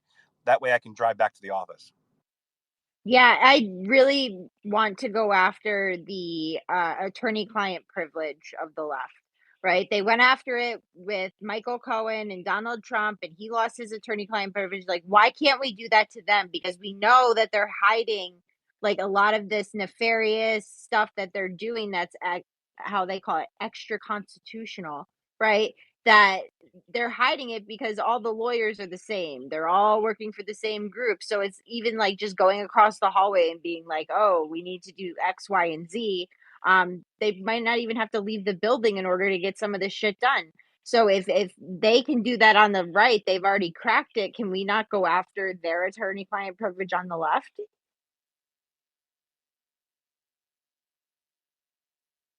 Oh, 100%. Trash. Oh, sorry. Yeah, no, go ahead. I'm driving back to the office. But yeah. Yeah, that's why I was like, oh shit, Trash is driving. I realized that after that came out of my mouth. Sorry. Savvy, what are you doing? Are you there? Help me out here, somebody. She's probably got a client. Yeah, go ahead, That's Millie. okay, Jen. I got you. I'm here now. I'm here now. Sorry. What? Yes. Hi. What? We're killing time. Trash is driving back, so we don't want Trash spacing and driving. Oh, understood. Great. Just say no to spacing and driving. Great. I am really. I've already. I texted Aaron. I'm like, would you like to make Millie a co-host? I literally have nothing to contribute. I am learning along with a lot of these listeners. Like, so I don't know how I'm going to fill space. Well, I think that there's a couple things that I wanted to talk about as well, so I could kind of fill some space in here. But you guys are Go probably going to girl. hear even more of it when I do my stream later on today, if you guys want to watch my show. But um, I guess one of the main things is the recent arrest of John Sullivan. And I know you guys probably talked about this stuff, covering it live real time. But I mean, to me, this just it vindicates so much of what we all have been saying. It vindicates the documentary movie I put out in February of 2021, PSYOP the Seal, which pretty much exposed how much John Sullivan played a role in January 6th and the activities that happened at the Capitol. But one thing I will say is, in my opinion, guys, the hearings and the charges that they pushed against John Sullivan were completely like, it was like a little slap on the back of the hand compared to what they could have charged him with, right? They charged him with disrupting a congressional hearing. One other thing, I think it was like trespassing or something of the sort, where basically they just gave him a slap on the hand, right? Just to appease all of the people who are upset about the fact that these Trump supporting MAGA protesters who went there peacefully, that have all been incarcerated and thrown in jail with harsh prison sentences, all the while somebody like John Sullivan and Antifa BLM, a person who was on film talking about wanting to incite Trump supporters, breaking windows, telling people to burn this, down in relation to the Capitol. He was the one who actually filmed Ashley Babbitt shooting, because he was right there, right up in the mess of what was going on and encouraging it. I'm concerned as to why they didn't charge him with incitement, why they didn't charge him with insurrection, when there was literally video recording of him saying and speaking with his other his camera person who was there when they were filming this Netflix pilot that they were making for a show. Well, Millie, you would be so proud of Jen, because the other day somebody came in who was sympathizing with John Sullivan and she went off. It was freaking awesome. Yeah, that's baloney. Why would anyone be sympathizing with John Sullivan? He literally was teaching and training people in black bloc dress code and black bloc Antifa protest riot techniques in his videos leading up to the Capitol. He had an event literally posted on the day of the Capitol for him and his other Antifa BLMs meetup spot to be at the Washington Monument to then walk over to the Capitol. The whole time, he was literally pushing this idea to trying to make the Trump supporter F's up. I mean, they have him on video saying this, to make the Trump supporters F's up. He wore Trump attire and posted co-intel in his posts, like he was trying to look like a Trump supporter in the crowd, and also co-intel. That's kind of suspicious as well, and we've already documented a lot of the other bizarre, I don't know, FBI Fed influences at the J6 event that day.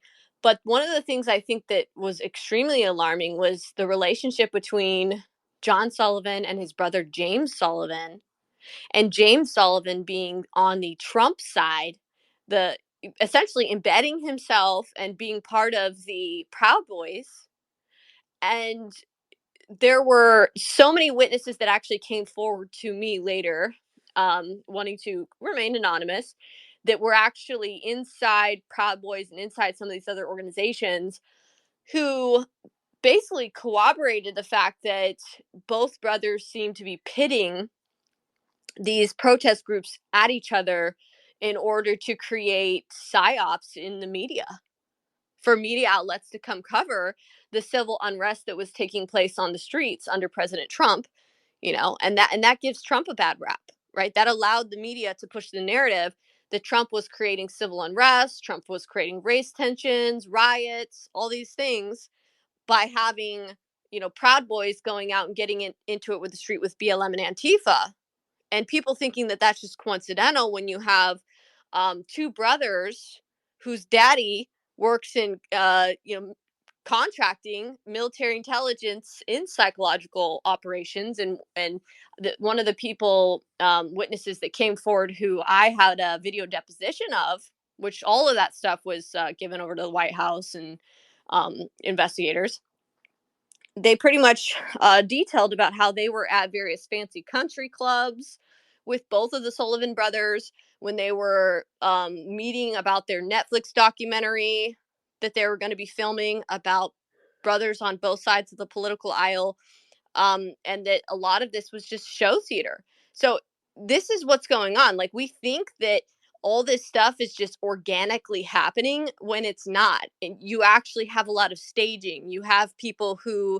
Um you have people who are literally orchestrating and making things happen, and even to the extent that they knew that stuff was going to happen. They were orchestrating stuff to happen in regards to January 6th, that they were there filming a Netflix pilot. Okay. And James Sullivan even had come out and had said in DMs, and we have all kinds of evidence of James Sullivan saying that, John Sullivan and the 226 Antifa need to be investigated because they were the ones who did this, right? So they completely want to cover up all of the left-wing involvement, and they want to make it all about Trump supporters because they have a narrative to paint. It's a narrative that they're trying to paint here. And I think that's the most important thing with these tapes coming out, is it's showing just how much the media has tried to push a narrative instead of actually trying to get to the truth. And the truth of the matter is, it's not that there weren't any Trump supporters that went into the Capitol, because sure, yeah, there were Trump supporters that went into the Capitol, but most of them were just peaceful people who wanted to protest, walking in, even being waved in by law enforcement in many instances. Okay. But then you actually did have Proud Boys who are FBI informants, whose leadership's FBI informants, who some of them are working in order to create a psyop, right?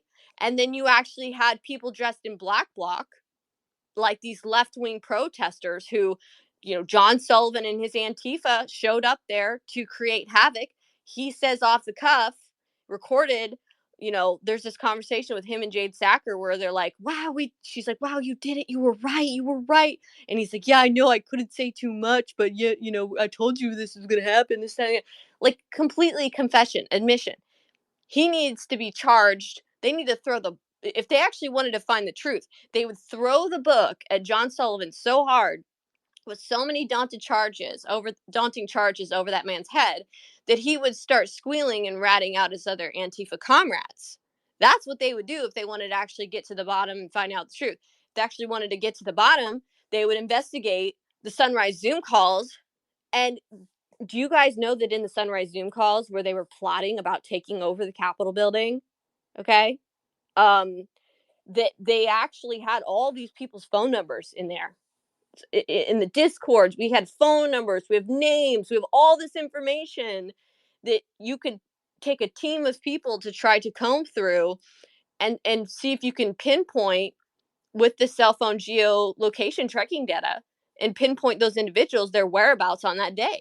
Like, there's a way you could actually find out who was all there. There's a way you can find out what happened. But see, that's not what it's about. They already know what happened. They want to paint a narrative against Trump and against Trump supporters so they can have the moral high ground to politically persecute their political opponents. That's what it's about. 100%. Jen. And that's where Crew comes in, right? That's the lawfare arm of this. Exactly, Trash. And you can explain more gently than I can about like what happened in that space the other day, but like what Millie just laid out, right? Like when I heard that, I was like, what the hell is going on here? Am I living in a freaking parallel freaking universe right now? Like, he is the only one who's on camera saying, we did it. he submitted his evidence to these Australian news outlets, CBS, CNN, got paid $90,000 and was court ordered to give it back. Okay, so like, what the hell is going on here? And like, I still can't get over that conversation the other day, but I'm not going to do it gently, so I'm just going to keep my mouth shut. Millie, Yeah. I think we need to repackage those Zoom calls and get those out there again to the public. So You know, I want to put a documentary together, guys, about all this information and actually lay out what really happened. But these things take money, time. I mean, it's not easy to put together documentaries. So it's one of those things where I just haven't gotten around to. But maybe if I actually had help, you know, if Gavin and I had some help, that would, you know, we could make that happen. you know I would help. What are you talking about, Millie? You know I'd help. Yeah, maybe, you know, we've got any editors in here. We've got people who could do narration, help put this stuff together. I mean, we need a team of people, but, you know, we have so much information here. I think we really need to put it into a digestible format so that your everyday people can watch it. And then we just put the documentary out for free. Anyone can watch it, right? Yep, I'm in. I can help with narration. I can probably help with sourcing, light editing. I'm not a pro at that. I mean, I make memes, but like, let's keep it real. That's not professional editing. But you know, narration and sourcing, yes, I can, and I want to. And I have to talk to you about something offline as well, Millie, regarding the Sunrise Zoom calls. But maybe we hold that back until work on the project. But I'll talk to you about that offline. Sorry about that. I just had to swallow. Guys, real quick, let me recap the room here real quick. We've got obviously an amazing panel. We've got Brandon and Millie and Jen and Savvy and Kim and Base Deer. So appreciate you guys. What we've been reviewing is how David Brock has been left out of the conversation in this whole Media Matters thing since Friday with Elon Musk, and everyone's focusing in on Angelo. And like, yeah, rightfully so. He's president of Media Matters. I get it. And he's got a plenty of contemptible social media posts and articles that he's written, and he's a terrible, terrible person. But the Norm Eisens of the world, Michael Teters of the world, right? Michael Teter being involved in the lawfare arm of this. Norm Eisen, the lawfare arm of this. David Brock creating false opposition research arm in American Bridge, and then using Media Matters and that info to then create pundits and journalists and insert them into various legacy media channels to pump out the real misinformation and lies, and to fool the public into believing something that's true that's not. January 6th is the ultimate narrative burst, and it's just getting started. And Media Matters was stupid enough to pull this against Twitter, well, X. And now you've got Chris Pavlovsky at Rumble, Elon Musk at X going after Media Matters. But David Brock does not get a pass here. This guy is at the center of everything deplorable about the rot in the swamp that is DC.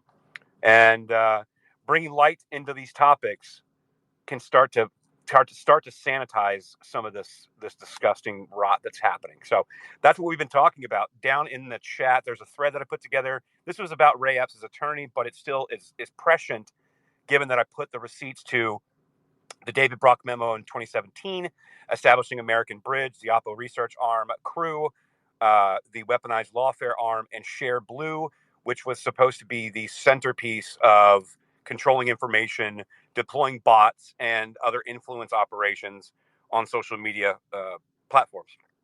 And then the next tweet in there is the David Brock plan for 2022-2024. And this includes Facts First USA, which I had not gotten into Facts First yet. I'm about to get into Facts First now. So, Millie, before I get into the Facts First, do you want to plug your stuff? Brandon, do you want to plug anything as well? And then I'll get us back on track with the Facts First. I mean, I'm not really sure. I guess I could plug letting people know where to find out more about QUX at QUXnow.com. If you guys want to become part of that community, America Mission streams their spaces on there. That's where I'm streaming my shows as well. You can find Lindell TV, RAV, Rudy Giuliani's show, Pete Sentil, and a bunch of other people posting different content streaming. And the best part is it is all private, encrypted, secured. And please, if you guys also have a Google phone, You can download the QX Pay app from Google Play. If you guys could help us out by downloading it and checking it out, maybe even writing a review, that would be great. That would be helpful. But that's a payment processor that doesn't spy on you, surveil you, or track you, which is super awesome and allows you to send money to friends, family, people you support. Use it in whichever way you choose.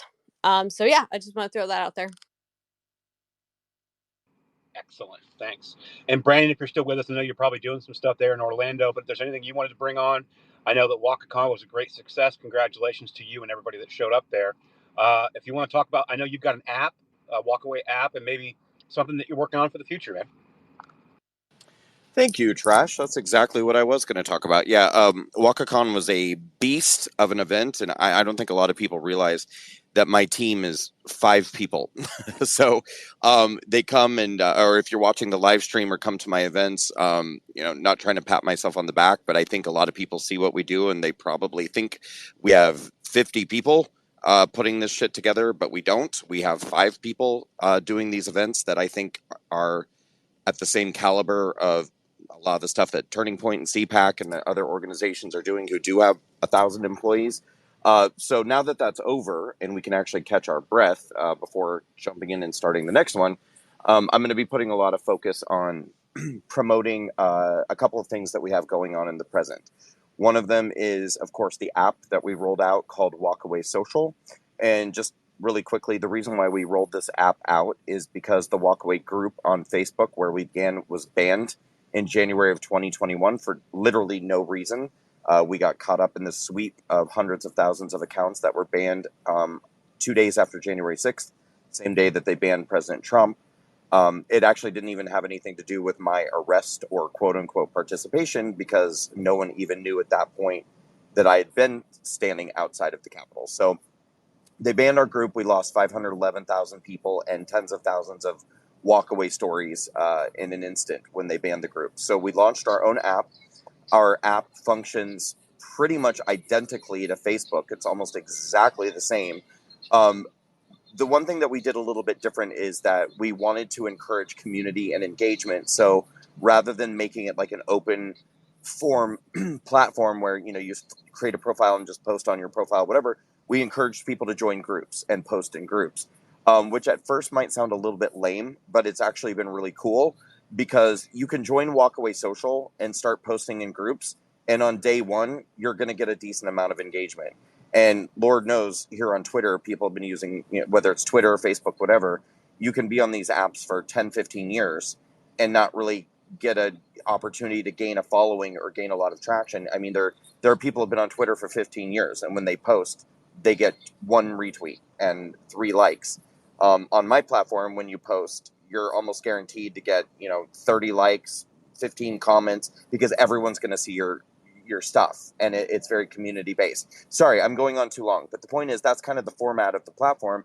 But we are now going to be within the next couple of weeks rolling out $5 a month subscriptions, and it'll always be free. You can always use the platform for free. But if you do a subscription option for $5 a month, we'll open up a profile and you can post on your profile. You can create your own groups and do stuff like that. So it's a great platform, build community and actually get engagement on your posts. It's called Walkaway Social. It's in the Google Play Store and the Apple App Store. And then the last thing I'll say is that we're also going to be rolling out within the next 2 weeks something that we're very excited about. It's called Walkaway's Project Z. We base this off of the fact that, I always get very frustrated because I watch conservatives kind of stand there like deer in the headlights, doe-eyed when the left does something and the right has absolutely no idea how to react to it. And several months ago, we saw people like Harry Sisson and Chris Mowry kind of rise out of nowhere. These, pretty intelligent young guys who are creating this content on behalf of liberal Generation Z.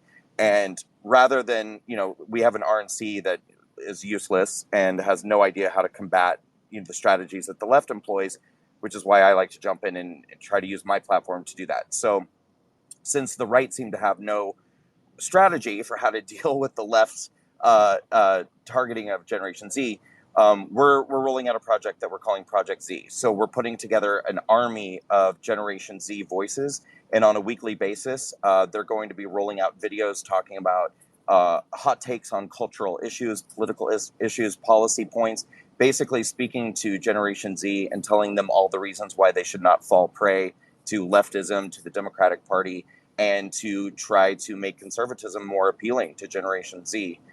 So be on the lookout, please, for Walkways Project Z and the army of young voices we're going to be pushing out in the coming weeks. And please help us by retweeting them, sharing their content.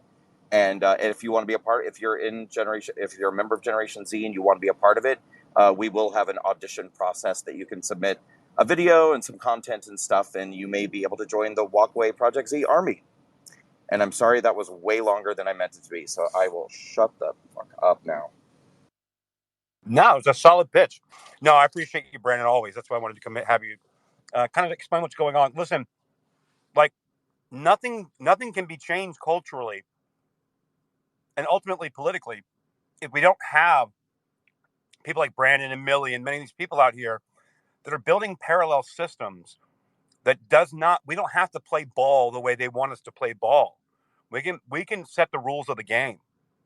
And when you do that, you start moving the culture, the politics will follow suit.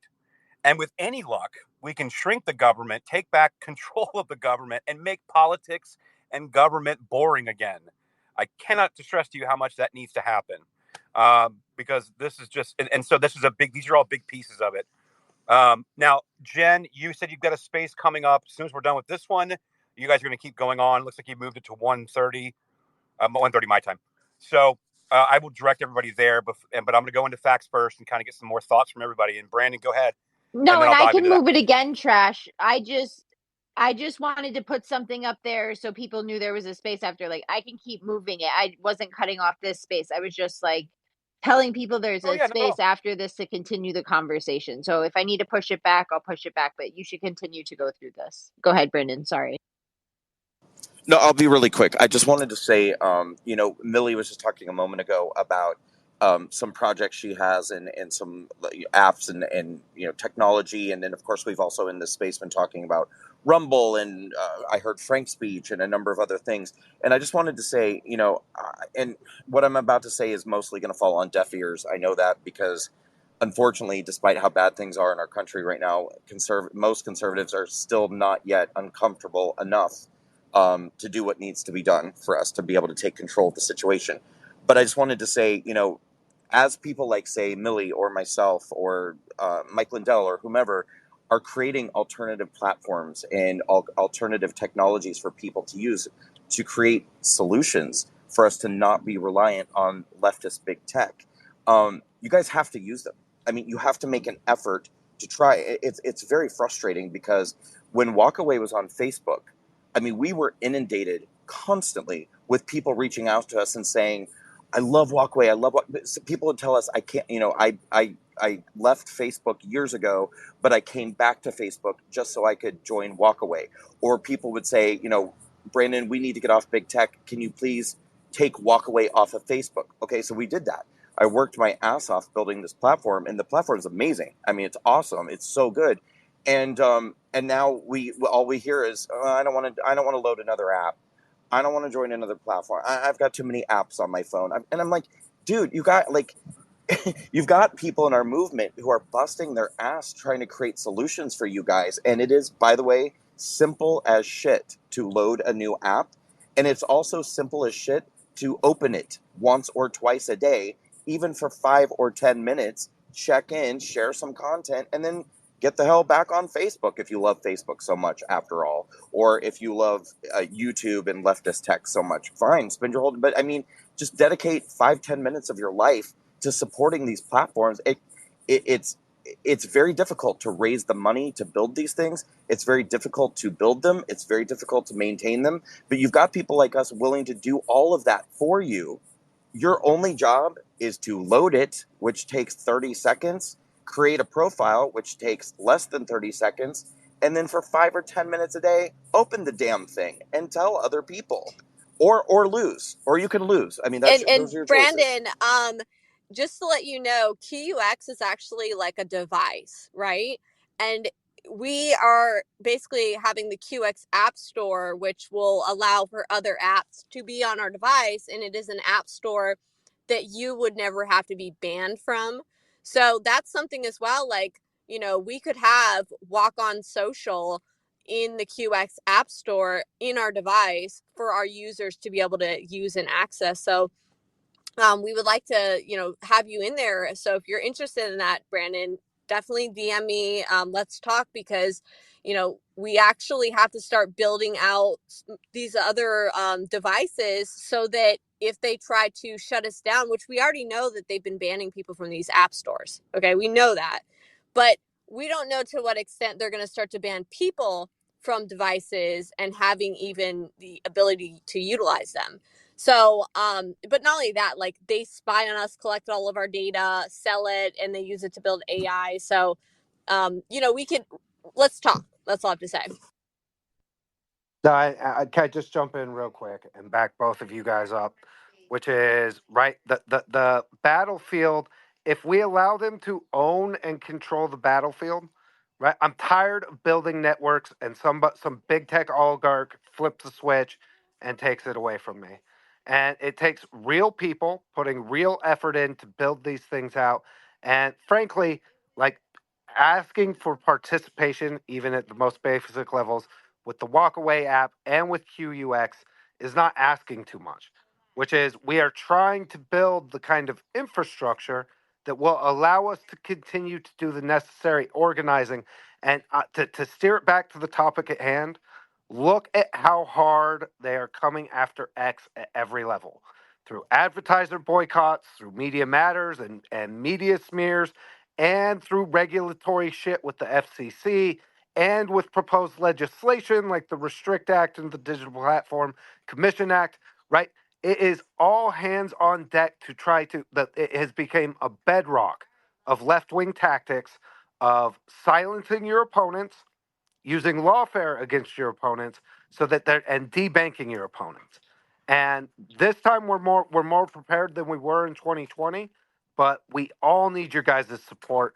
And when somebody like Brandon or somebody like Millie and Gavin or any of us who are putting stuff together with America Mission, right? It's incumbent on us to support each other when we build out these new platforms and these new structures. Absolutely. And how long until X is banned from the Apple Store? Right? If Apple's already pulling its funding for their advertisement, what's next? How long till they ban it from Google Play and from Apple? Then what? Then what? Right? Well, guess what? That's where QUX comes into play. That's where having alternative electronics comes into play and why it's so necessary, because we can have X on QUX. Okay, we can have X on QX, and that kind of sounds cool. But yeah, I mean, this is like, you know, these things take time, take money to build. It is not easy to do. We originally set out to do it, just like Brandon was saying. We had people like asking us to do it. We had people asking us for solutions, and we did it. And because of the people initially supporting our Indiegogo campaign and raising the $175,000 of funding, we were able to make it happen. And that's because we hear and see that people want a real solution. And so because we saw so many people have that interest initially with QX, we committed to fully building it, developing it, and continuing on for better or for worse. So, I mean, just like with any company, guys, we've thrown so much of our own money into this company. It's insane. You know, when it comes down time for like payroll and things like that, if sales are not high, you know, there's been times when we've had to you know, Gavin sold his truck just to make sure payroll was being met, right? Like we have sacrificed so much for for this to be built, and we finally at the point where, you know, it is built, it's working. We've got streams, we've got video uploads, we've got, you know, a wonderful experience, live chats, people. You know, we're working into pretty soon having games on there. We have our own payment processor that just went live in the Google Play Store. I mean, we've done so much with the little we've been given, but we really do need the continued support of the people, and we need you guys to actually start utilizing what we've built for you. Don't let it go to waste.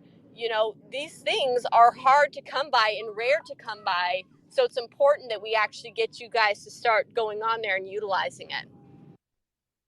I'd like to jump in again for just a second and say, first of all, I think we should probably do like another space at some point, literally just about this, about right wing technology, new platforms that we're pushing out. So, because a lot of people, I think, don't understand what goes into it. I mean, and I won't get into it now, but it's not easy to build this technology. I mean, I literally was in a very, very deep depression through a lot of like 2022 because you so desperately want to build something that you think is very important and necessary. And building technology, I mean, you go through failure after failure after failure after failure until you get to the point where what you're building works. And I mean, it's incredibly like emotionally depleting to go through that. But when you finally come out the other side and you find success, it's like awesome. Now you just need people to recognize it and jump on board. Anyway, that's a whole nother thing. The last thing I wanted to say was I'm always going to push back a little bit when I hear, people going in too deep about, how great X is now and that, we've like found the promised land here. I still strongly disagree. Many of us are very shadow banned still. I mean, my engagement has not changed since Elon Musk came on board. In the last year, I think I've gained over 250,000 new followers. My engagement is no different today than it was before I had the 250,000 new followers. And I see people with 1/10 of my following getting 10 times the engagement. So this platform has a lot of problems. It is not the promised land that I think that we thought it would be. I think I definitely feel safer today using it than I felt over a year ago, but it's far from free. And so, yeah, I mean, I just want to say, with my platform, you're guaranteed I will never create algorithms that suppress you. You will have the same shot as anyone else on the platform of having your content being seen and getting the word out about what it is that you want to say. No, I agree with you 100%. Matter of fact, when we started off the space, I said the same thing. I was like, only recently have I seen my engagement probably be where it should be at the amount of followers that I do have, or the content, or like the time that I spend on the platform. But it is no, it's been grueling and a grind. And the way I look at Twitter or X is it's definitely a platform I'm going to be spending time on, but I'm going to integrate it into QUX. Number one, I'm going to channel over there. I'm going to start actually building out multi-layered channels. And again, but the only place I could have started was on X here. And so now that you need to funnel that into the tech that Brandon's building, that Millie's built, and many other people that are building a parallel technical financial economy.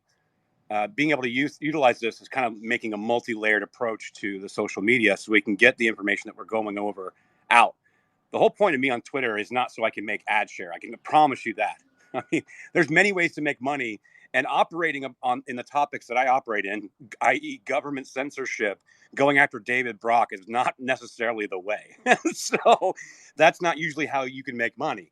That's not what it's been about. It's been about content and solutions. So yeah, utilizing everyone's tech, I think is important. I think we should set that space up. I think we should. I think we should actually have a parallel tech space where you can kind of like dig deep into not only what the stories were about developing it and the challenges and still the challenges today, but then what that outlook looks like over the next 5 years.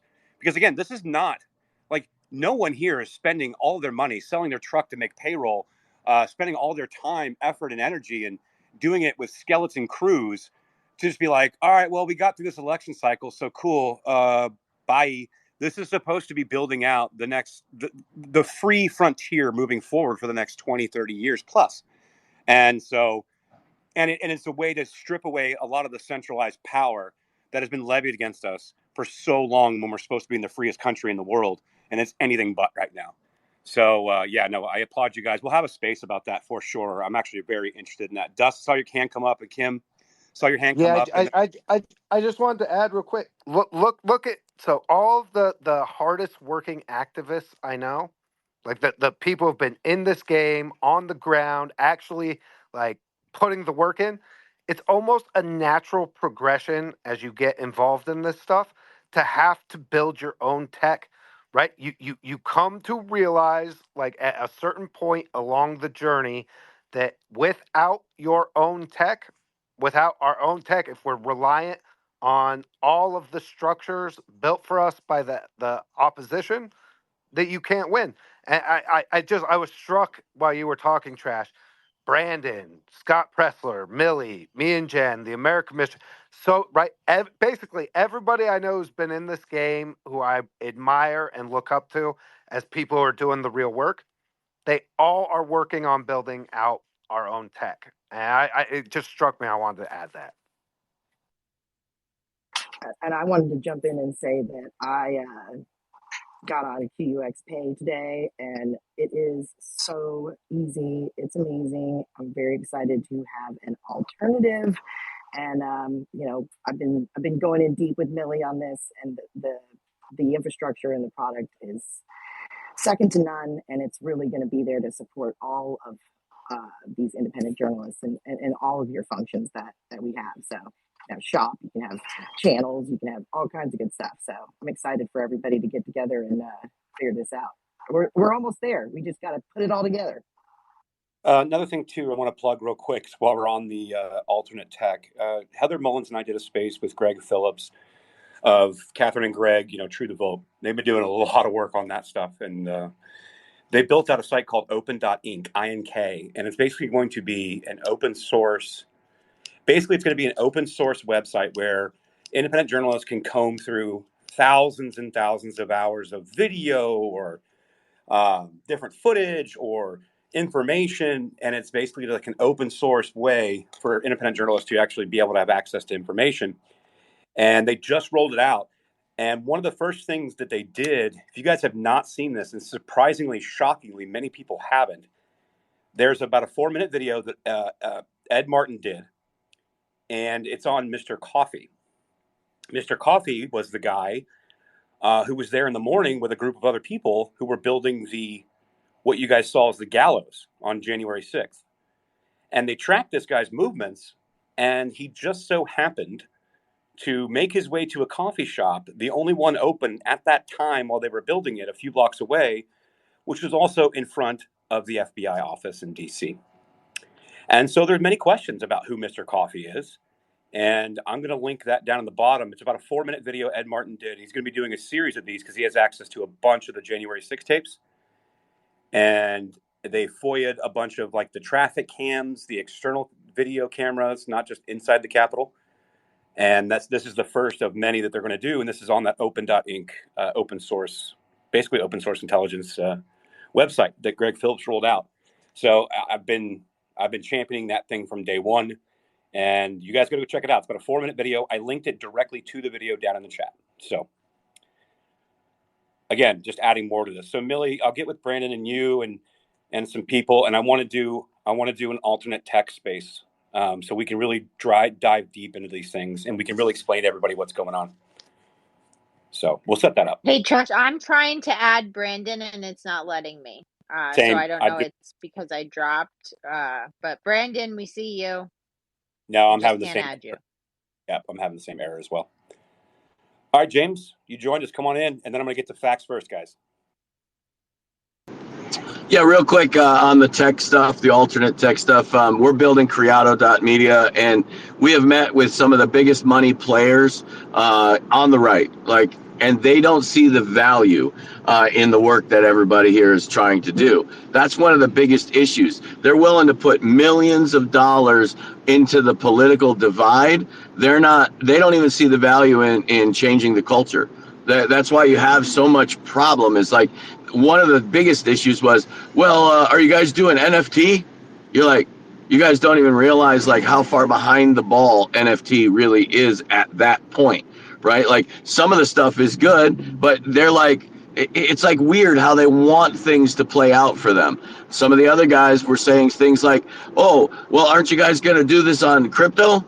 We're like, dude, do you not understand what the difference is here on the security level that you're talking about? It's very strange. We've met with some of the biggest brokers that are out there. I'm just saying the money's it goes in the wrong places right now. They don't see the real value, and that's an issue that we have on the right. Well, James, hit me up, man. We'll just get you an NFT. Like, easy to fix that problem for you, brother. I love it. I love it. All right. So somebody asked where you can find the 2021 David Brock letter. Just in my thread that starts off with the Ray Epps, Michael Teeter stuff. In that thread, I included the 2017 memo and the 2021 memo, which I'm going to get getting into because that's what established Facts First USA. But before I do, before we do a hard segue, does anybody on the panel want to add anything additionally before I kind of get back into my nerdery? Remember the names. Yes, remember the names. Always remember the names. It has served me well in figuring out this stuff. All right, Brandon, I'm going to try again. Let's see. Drum roll, yes. I got him. All right, cool. Did you want to add anything else, Brandon, before I move on to Michael Teeter and Facts First and David Brock? All right. Cool. Now he probably can't unmute. Okay, guys. Well, let's get into it because this is important, and then we can end the space on this note. Look for the space in the future on alternative tech with Millie and Brandon, and I'm going to invite James as well, since I forgot that they are doing that Credo TV as well, so that's important. We'll bring him in as well, and we'll have that space. And Robert Bose just tweeted at me, "Happy Thermonuclear Monday." Indeed. Happy Thermonuclear Monday. I think he was responding to the Rumble deal, but I love Robert Bose. He's such a great guy. If you guys don't know who Robert Bose is, go follow him. He worked in the Trump admin. He is doing insane work on the ground in Georgia right now. So really great guy. He was on, matter of fact, Sargon of Akkad, not Carl Benjamin Sargon of Akkad, but the other one. That was in the space. He brought up Epstein, and Bose and Epstein did a great Culture War podcast on Tim Pool 2 Fridays ago, I think. And they were going deep into what he was talking about regarding Google. So highly recommend checking that out as well. Okay. Facts first it is, Jen. What do you think? You ready? Let's go. Trash land. Oh, okay. Let me read. All right. So Laura Logan has joined the fight as well. She says, this is about an hour ago, I added this tweet down there. If I could say this every day for the rest of my life, it would still not be enough. Time for us to stop people like this sheltering behind their charitable status. It is all a lie.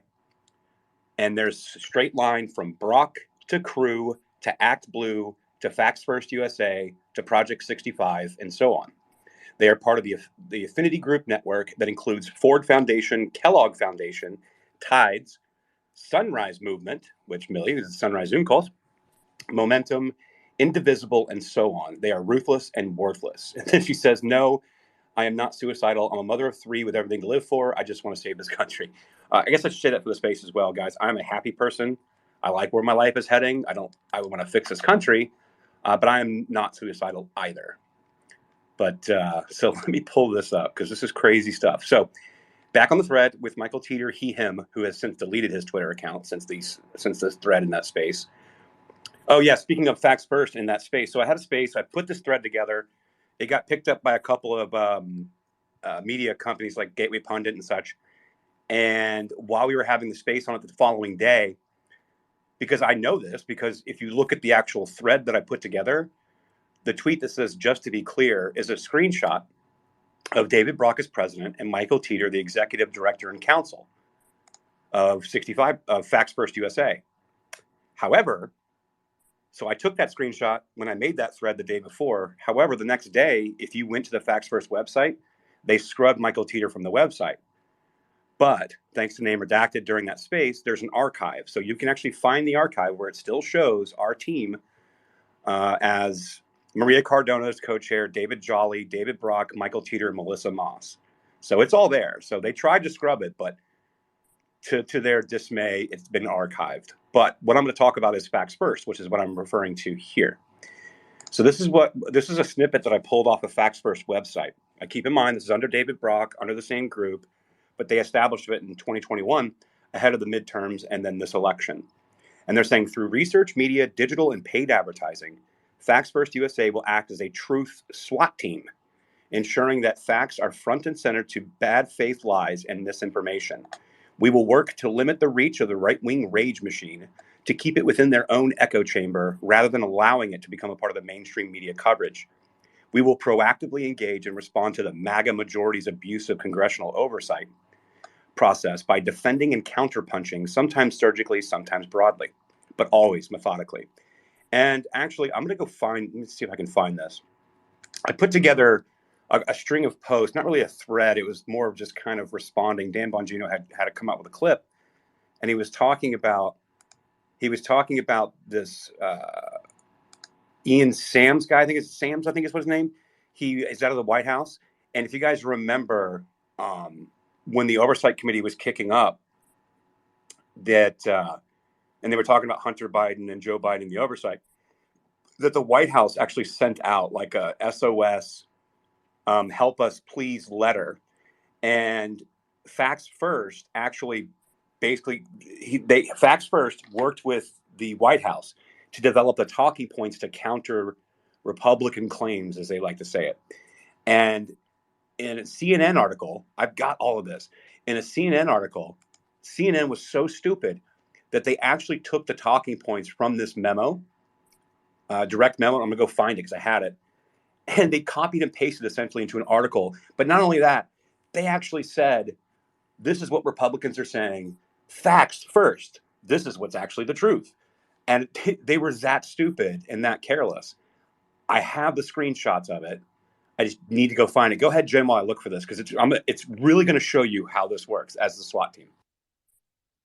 Yeah, and I just want to like point out that like facts is like a huge diversion from what they're actually putting out. It's not like the truth and facts as we see it. It's the truth and facts as they see it and how they've contrived it to be put out to the mainstream. So when they're going against people, they're not hitting them with actual facts and actual truth. It's contrived and made up. Correct. Yeah, it's crafted to quote unquote counter Republican disinformation, right? But that's not actually the truth. So let me see if I can find this, because man, it really does. It really just shows you exactly. It was a speech that I did. Was it Biden? Was it the Biden impeachment inbound? Is that what it was? Give me just a second, guys. I'm going to try to find this, okay? Because it's So pretty. I come to the conclusion, not to like divert trash, but while you're looking, I'll give you a second. That as we look throughout history, anytime where there has been a strategic plan after an event for narrative enforcement, um, we need to extra look at that event, right? Because we saw it with the Las Vegas shooting. We saw it with 9/11. We see it like throughout history where there's been an event and then there's been like this group along with the mainstream media that has gone out of their way, including the FBI, right, to have this narrative enforcement where if you divert from that narrative, you're debanked, depersoned, dehumanized, and that's how they're able to keep doing things like, you know, setting up January 6th to entrap people, and doing other things like the Las Vegas shooting, which Matt Couch did unbelievable reporting on. So when there's narrative enforcement, I feel like there's a lot of room for us to be suspicious of what's happening in front of us. Yeah, well, absolutely. And it's the moment you start asking those questions, if you know, that's when you get banned, blocked, all those things. That's when it happens, when you start saying, "Hey, wait a minute, what's actually going on here?" Ah, found it. Found it. Okay, so this was around the same time that the internal documents came out from Morgan Stanley showing how Rosemont Seneca participated in this bond fraud scheme. Interestingly enough, there's another state that is joining in on this because I believe that they were directly affected by this. So let me find. I've got it here. Boy, sometimes these comments get a little convoluted with stuff, but that's good. If you guys have Hunter Biden laptop is also another one of them, and Biden's like financial things is where they've had yeah, strict narrative enforcement. exactly. Okay, found it. Found it. So I'm actually going to take this tweet. So when you guys want to see this, number one, it's going to show the memo from to leadership at U.S. news media organizations. Okay, from Ian Sams. This was on September 12th of 2023. The very next post in the part of this thread is the link that the Hill had. They actually got leaked, where they were showing it was a memo called House Republicans are basing their Biden impeachment stunt on false claims that have been repeatedly debunked. So I'm going to tie all this together so you guys can see directly how this Facts First USA system operates. So let me do that. All right. Am I in my thread? Okay, take it out of that thread. I'll put it here. It's going to be underneath the open.inc January 6th video link that I put down there. So I'm taking the thread out of context, but I'm putting it there. If you guys want to go take a look at it, I'll put it up in the nest as well so you guys can access it easily. I can't do it from PC. Give me 1 second. But you guys got to see this. This is crazy because this shows you facts first in real time how it operates. All right. So let me take that. I'll put it up in the nest. You guys can take a look at it. We're going to take a look at this together because it shows you exactly what they do. So before I get to the memo that I just shared and got in the nest, I just wanted to be prepared. Let me just read what Facts First is, and this came from the memo that they established Facts First USA with Michael Teter as the executive director, who's also director of 65 Project. Okay, so this is the post that says, here's David Brock's plans for 2022-2024, including the hip new plans for pre-bunking information, which pre-bunking is not new, but they're utilizing it. Originally, Intel and many censorship apparatuses were using pre-bunking. That's about 6 or 7 years now at this point. But here we are. So this is October 25th of 2022, and this is from David Brock. And the subject is Facts First USA, a SWAT team to counter Republican congressional investigations. Yeah, go ahead, Jen. Just on the pre-bunking stuff, I think like they're more open with it now because of like it's been exposed, but also wasn't there new laws passed in Congress that had to do with like censorship or something like that, where it allowed the pre-bunking to be brought out into the open instead of it hiding behind the wall? It may have been included in the NDAA of 2018 when they established the Foreign Malign Influence Center. So that's highly possible. But that was also, I think, Obama posted. What did they repealed? What was it called in 2013 that allowed the government The Smith-Munn Act. Mm-hmm. Where it allows the government to propagandize the public. So yeah, it's very, very possible. Okay, so Facts First USA. Why is this so important? And obviously, it's from David Brock. They help establish this. So it's really interesting, though, guys. You listen to this. Just understand that they knew this was coming and how they attempted to get ahead of it. So here we go. The precarious Democratic majority in both South and House, Senate and House, makes it probable that Republicans will control at least one chamber following the 2022 midterm elections. Lacking a forward-looking agenda and aggrieved by the effectiveness of the January 6th Select Committee. This is hilarious. I haven't read this in a little while. Republicans will spend the next 2 years aggressively investigating Biden, members of the administration, and the president's family. They will do so without regard to facts, without concerns for fairness, and without limitation. They seek to grind down the entire executive branch to limit the White House's effectiveness, to halt forward momentum, and to engage in character assassination that distracts from real issues, creates a false perception of corruption, runs up legal bills, and threatens the livelihoods of those caught in their web of lies. So if you just, look at that with a mirror, it's basically saying that that's everything that they've been doing. And it's not malicious attacks. It's, hey, we have receipts of this $20+ million, big guy. We here at 65 Project and with Crew and Citizens United, we've been basically using lawfare to destroy and dry up everyone's money. Yep, go ahead, Jen. Yeah, Trash, I'm just looking at this and I want to point out something. Anybody who's on this list, like Ken Buck, David Joyce. All of those people are obvious, like, are the ones that are aligning with the Democrats on all of this bullshit that they're trying to pass through Congress. So, like, this just is like them putting on paper, like, these are the people we're working with. Oh, you're talking about the Ian Sams memo? Yeah. Oh shit, I'm on the wrong memo. Sorry. No, that's the Ian Sams memo from the White House, and then the talking points plan, which I'm going to get to because I want to call that out as well. What I'm on, if you go into the thread I'll just DM you the No, link. it's okay. It's okay, Trash. I'll do it. I didn't mean to interrupt. I honestly was just on the wrong memo. Sorry. No, that's okay. I mean, because we're going to get there because that's crazy. So let me get there. I just wanted to kind of give a background of what Facts First was designed to do, and then I'm going to show you how they used it. So ultimately, their objective is to employ scandal outrage politics to ensure Democrats lose presidency in 2024. Yeah, I'm sure that's why it is. Representative Jim Jordan essentially admitted as much when he spoke to CPAC in early August. Now, keep in mind, this memo was written October 25th, so like a week or two before midterm elections, where we took the House. And he says Jim Jordan essentially admitted that when he spoke to CPAC early August, telling the crowd that the investigations Republicans plan to conduct will, quote, help frame up the 2024 race, when I hope and I think President Trump is going to run again. And we need to make sure that he wins, end quote.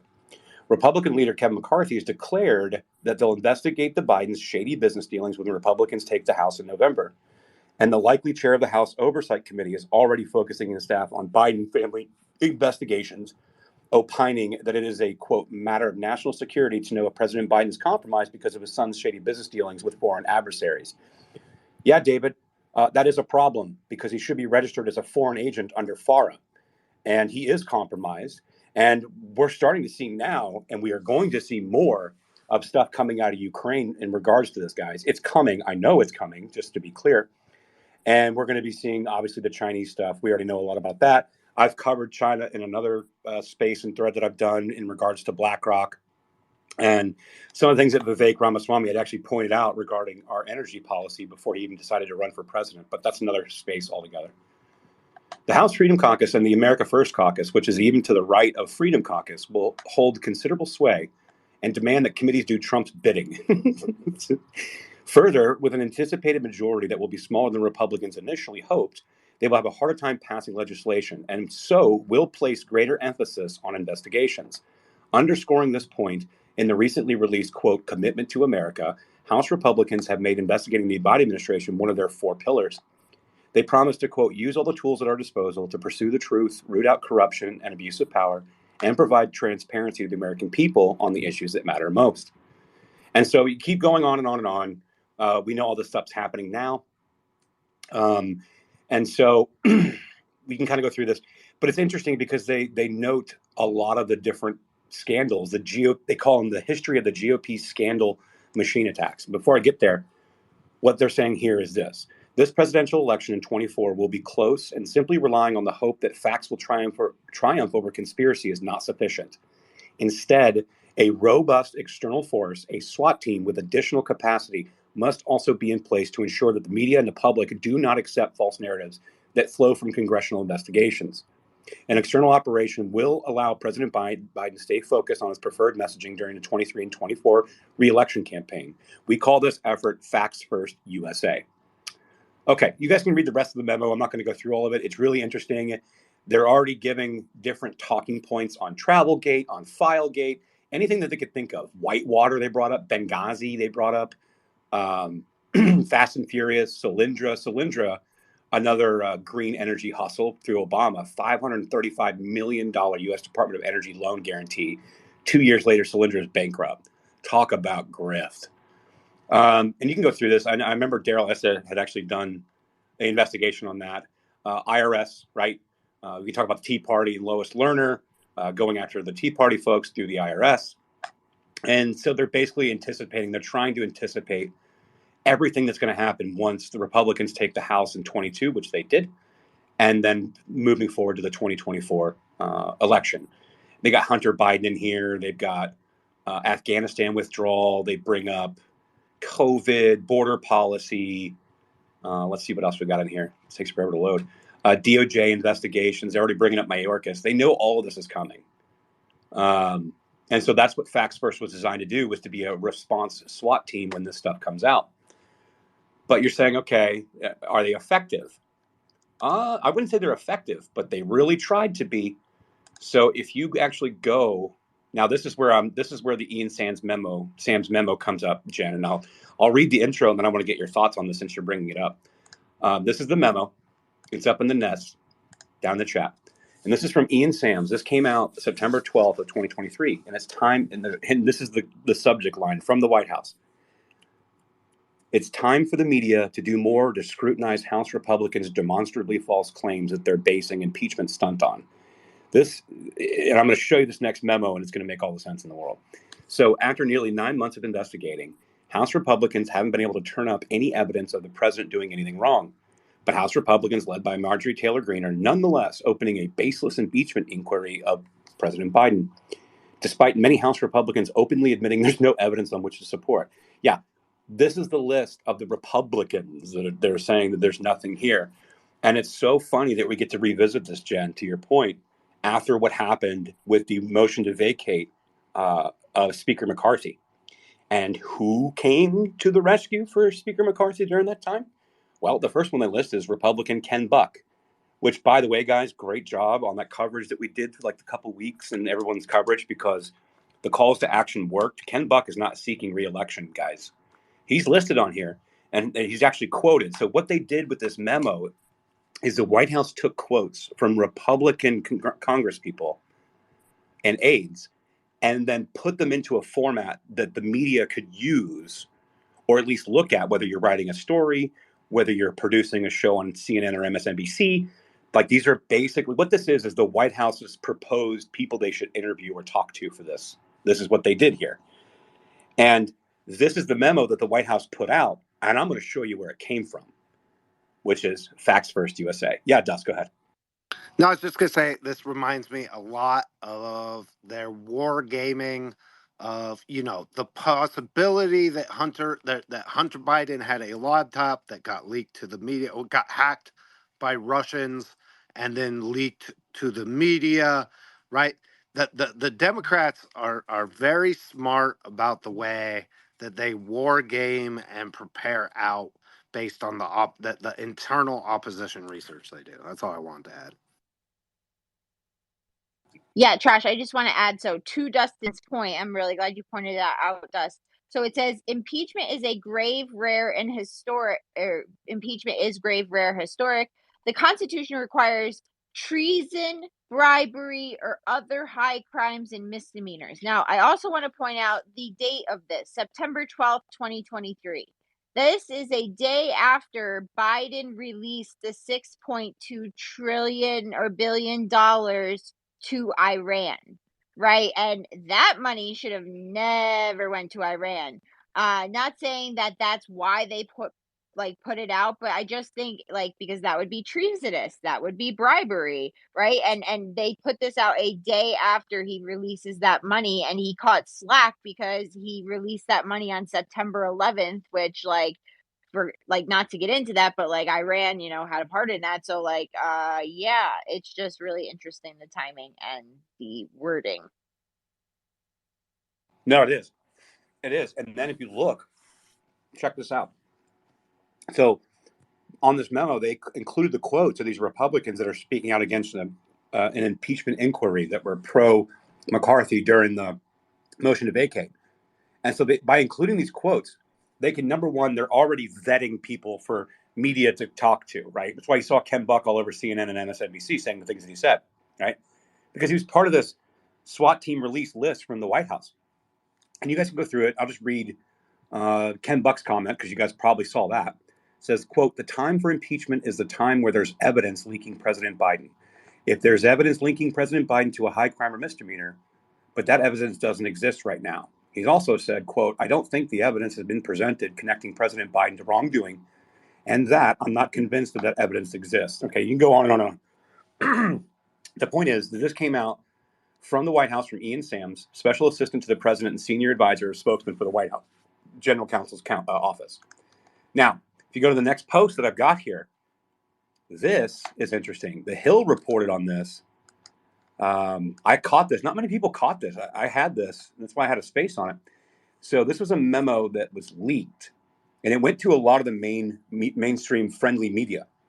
And it's called, "The House Republicans are basing their Biden impeachment stunt on false claims that have been repeatedly debunked." Right? You got James Comer saying, was Joe Biden directly involved with? So they're already twisting Jamie Comer's quote here, and they're saying that, oh yeah, no, Elise Stefanik and James Comer, they're saying our investigation is Joe Biden always has been. And so what they're saying on this is House Republicans have consistently maintained that their investigation of the Bidens is focusing on unearthing President Biden's involvement in his son's business dealings and revealing policy and governing decisions of which he made that were compromised because of it. House Republicans have bragged about how they've, quote, obtained thousands of pages of financial records and claimed that they show that there's hard evidence that Joe Biden was front and center in this. Anyway, on and on and on and on. And so what they did, if you notice this, you've got, let's see, 1, 2, 3, 4, 5. They've got 6 Republican claims, right? These are like the 6 Republican talking points. And if you scroll down, it actually gives them the rebuttals to use in this memo. Now, what's interesting about this is, like I pointed out, CNN, I don't know if they did it on purpose. I don't know if they did it on accident. I'm trying to find that article. They may have scrubbed it since it's been pointed out by a lot of people now, but I was one of the first, was that they were essentially copy and pasting these responses from this memo, encountering very different things. So it's saying, I'll give you an example. It says, Republican claim number 3, Joe Biden has participated in his family's global business ventures with America's adversaries. But here, however, this is their fact check. The facts show that Hunter Biden's business associates, the House Republicans' own hand-picked witnesses, have testified to Congress that Joe Biden was not involved in Hunter Biden's dealings. So that's not true. But what they did say is, on this evidence specifically, no, it does not say Joe Biden. It just says the big guy or whatever. So this is they give all of the talking points to all the journalists. It went out to all the friendly Washington Post, CNN, NBC, Politico. They're even referencing like WAPO, but it basically are the talking points. And they're saying, like, check this out. So they're saying, like, the facts show, right? So you got a quote from CNN saying, quote, Republicans have still yet to tie such allegations directly to the president's actions, which will be a major hurdle for GOP leaders to clear if they move ahead with impeaching Biden. So what they did is they sent these memos out to these outfits. They then took the quotes from their reporting, put it into this memo, and they're using it as evidence of reporting that these claims have been refuted. So it's like a circular fact checking. This is what Facts First USA does, but they are the SWAT team. So the SWAT team puts together this massive memo that I've got. It's 14 pages, and they send it out to all the friendly journalists because of the call from the White House of Ian Sam's memo. Do you see how this works? And this is what Facts First USA is designed to do. Yeah, go ahead, Jim. Yeah, and I just want to point out, like, all of us who were working in 2020 to help get President Trump elected, Brandon, Millie, like a whole bunch of us, not only are we having to like battle because they're not like platforming anything we're doing, like literally anything, unless someone is there attacking us, right? Or doing that, or they're writing like terrible stories about us. They're not platforming us, right? So not only do we have to deal with that, we have to deal with them immediately attacking every single thing that's put out. We can't get the message out. We're trying to reach people, and we're like standing here saying like, oh my God, we have all these facts. We're putting them out. Where the hell is it going? And then you have the censorship industrial complex on top of everything else, working directly with the social media companies to nix anything that even has a sniffle of going against their narrative that they're pushing. Exactly.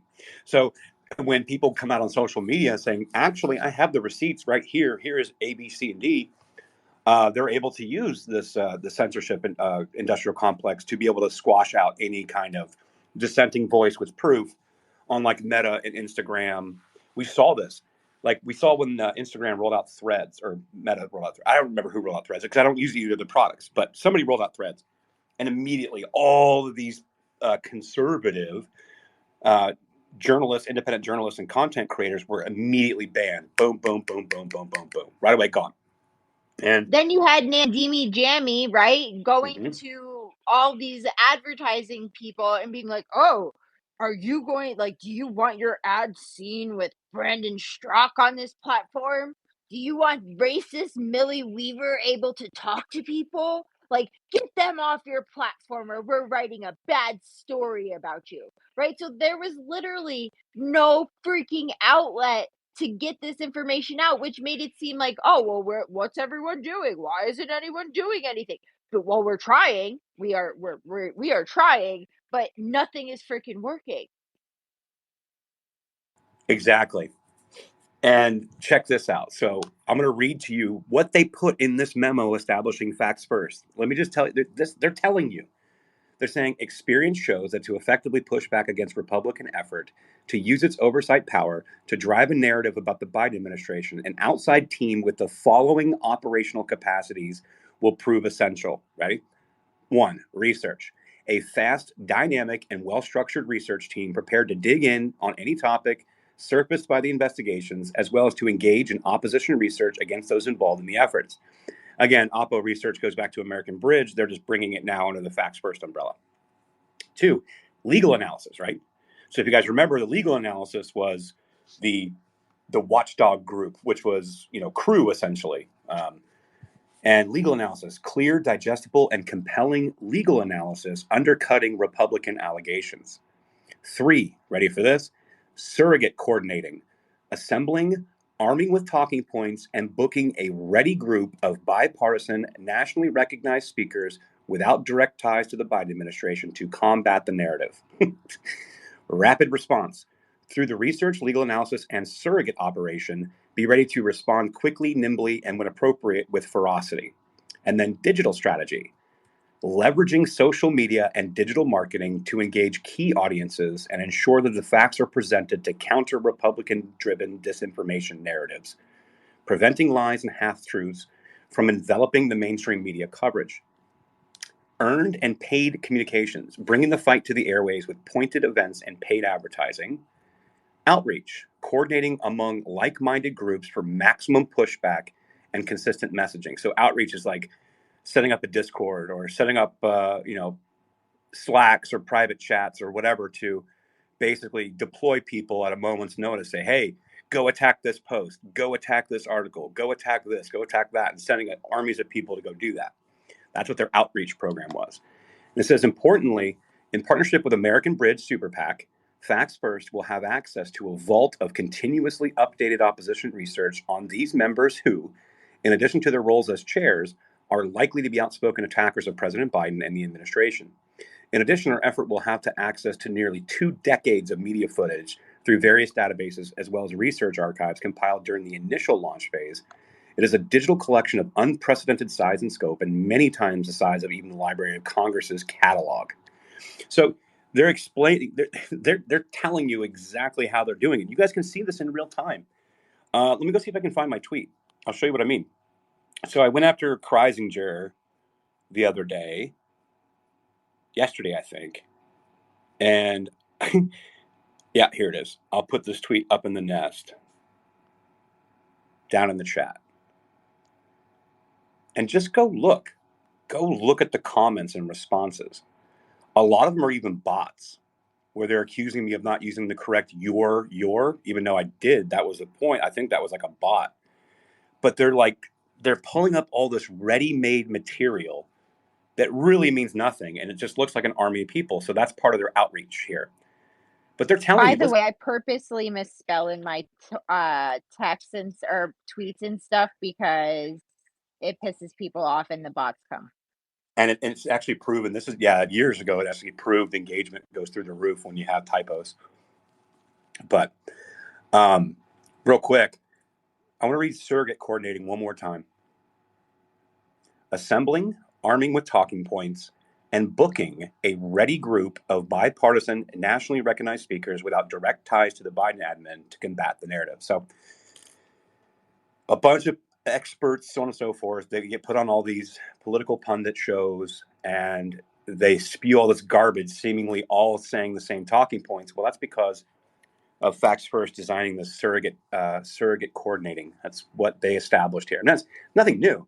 But I'm saying that this is the plan, and they're telling you this is the plan. It's not like Yeah, we know. Yeah, we know. Or I used to work in media, so I know.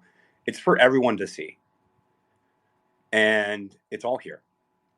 It's just crazy. So that's what Facts First USA is. That's what they tried to scrub from the internet. Michael Teter, because he was the director of the 65 Project and Facts First USA. He's also the attorney for Ray Epps in the lawsuit against Fox News. You know, and people ask the question, he's probably a confidential human. Ray Epps is probably a confidential human source, but he was probably deployed by Democrats from these groups. And many of the other people, like we were talking about earlier with Sullivan and all these people, were included in that kind of group. So anyway, to kind of reset before we close this down, Media Matters, David Brock, Michael Teeter, Norm Eisen, Share Blue, Crew, American Bridge, Facts First USA. This is the uniparty establishment machine. This is how it works. And this is what we have been fighting for a very long time. And I don't want people to get all black pilled because I'm actually very motivated. I'm seeing a lot of wins back to back to back to back to back. We're winning in the courts against the censorship machine. We're winning in the narrative game. And we're going to keep winning. And we're going to beat all of these people. And peacefully through democratic processes. I guess I better be clear on that. But with this upcoming case with Elon Musk, Chris Pavlovsky, and many others in this fight against Media Matters, this is the machine that they're fighting. And so that's why I wanted to have a space about it today. I'll land my proverbial plane from the space and we'll get some more comments and we'll close down and we can all move to Jennifer's space and we'll go from there. Go ahead, United Spot. Hey guys, great space. Just listening real quick, and I just not sure if this is going to pertain to anybody, and this is definitely not a helpless plug to our YouTube channel, but even memers, comedy, satire, parody, it's being attacked in so many different ways, and it's just absolutely disgusting on so many different levels that comedy isn't even legal anymore. And for example, I just wanted to bring this up to speed. Anytime we do a video parody on Hillary Clinton, we will not say anything about her involvement in anything having to do with her interns or past employees or anything. We just creatively slide things in for anybody with a brain that can comprehend it. And with all these on YouTube now, they send up a Wikipedia context that reads, Deputy White House Counsel Vince Foster was found dead in Fort Macy. George, blah, blah, blah. His death was ruled as suicide. How the... It's things like that, you know. I mean, it's. I can understand censorship when you're blatantly telling an absolute lie, all right.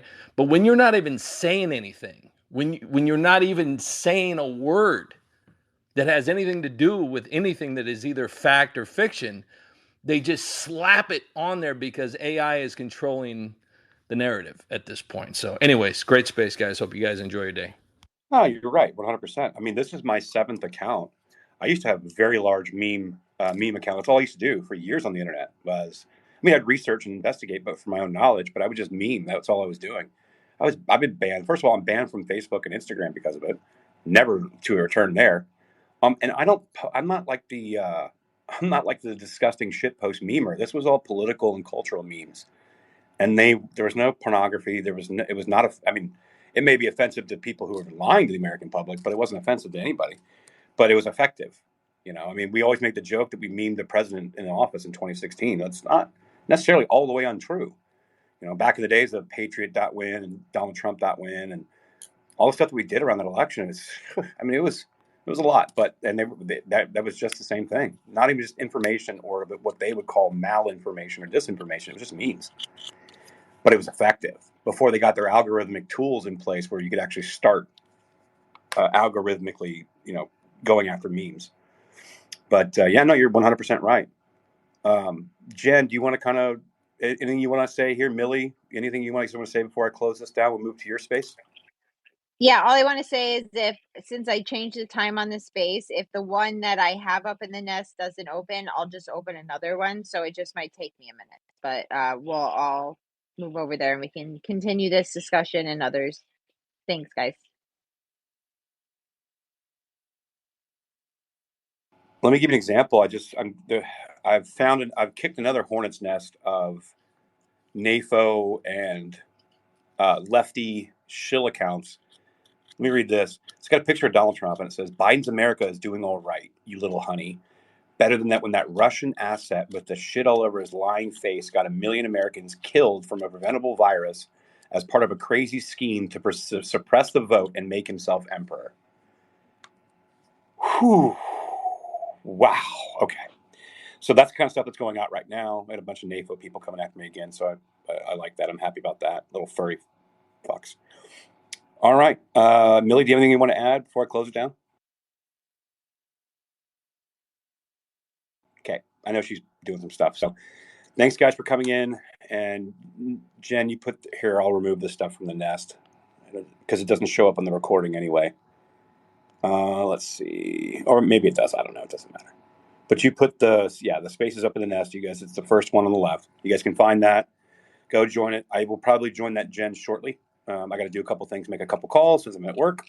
And I've been hosting the space now for a few hours. But yep, you guys make your way there. Thanks, Josh.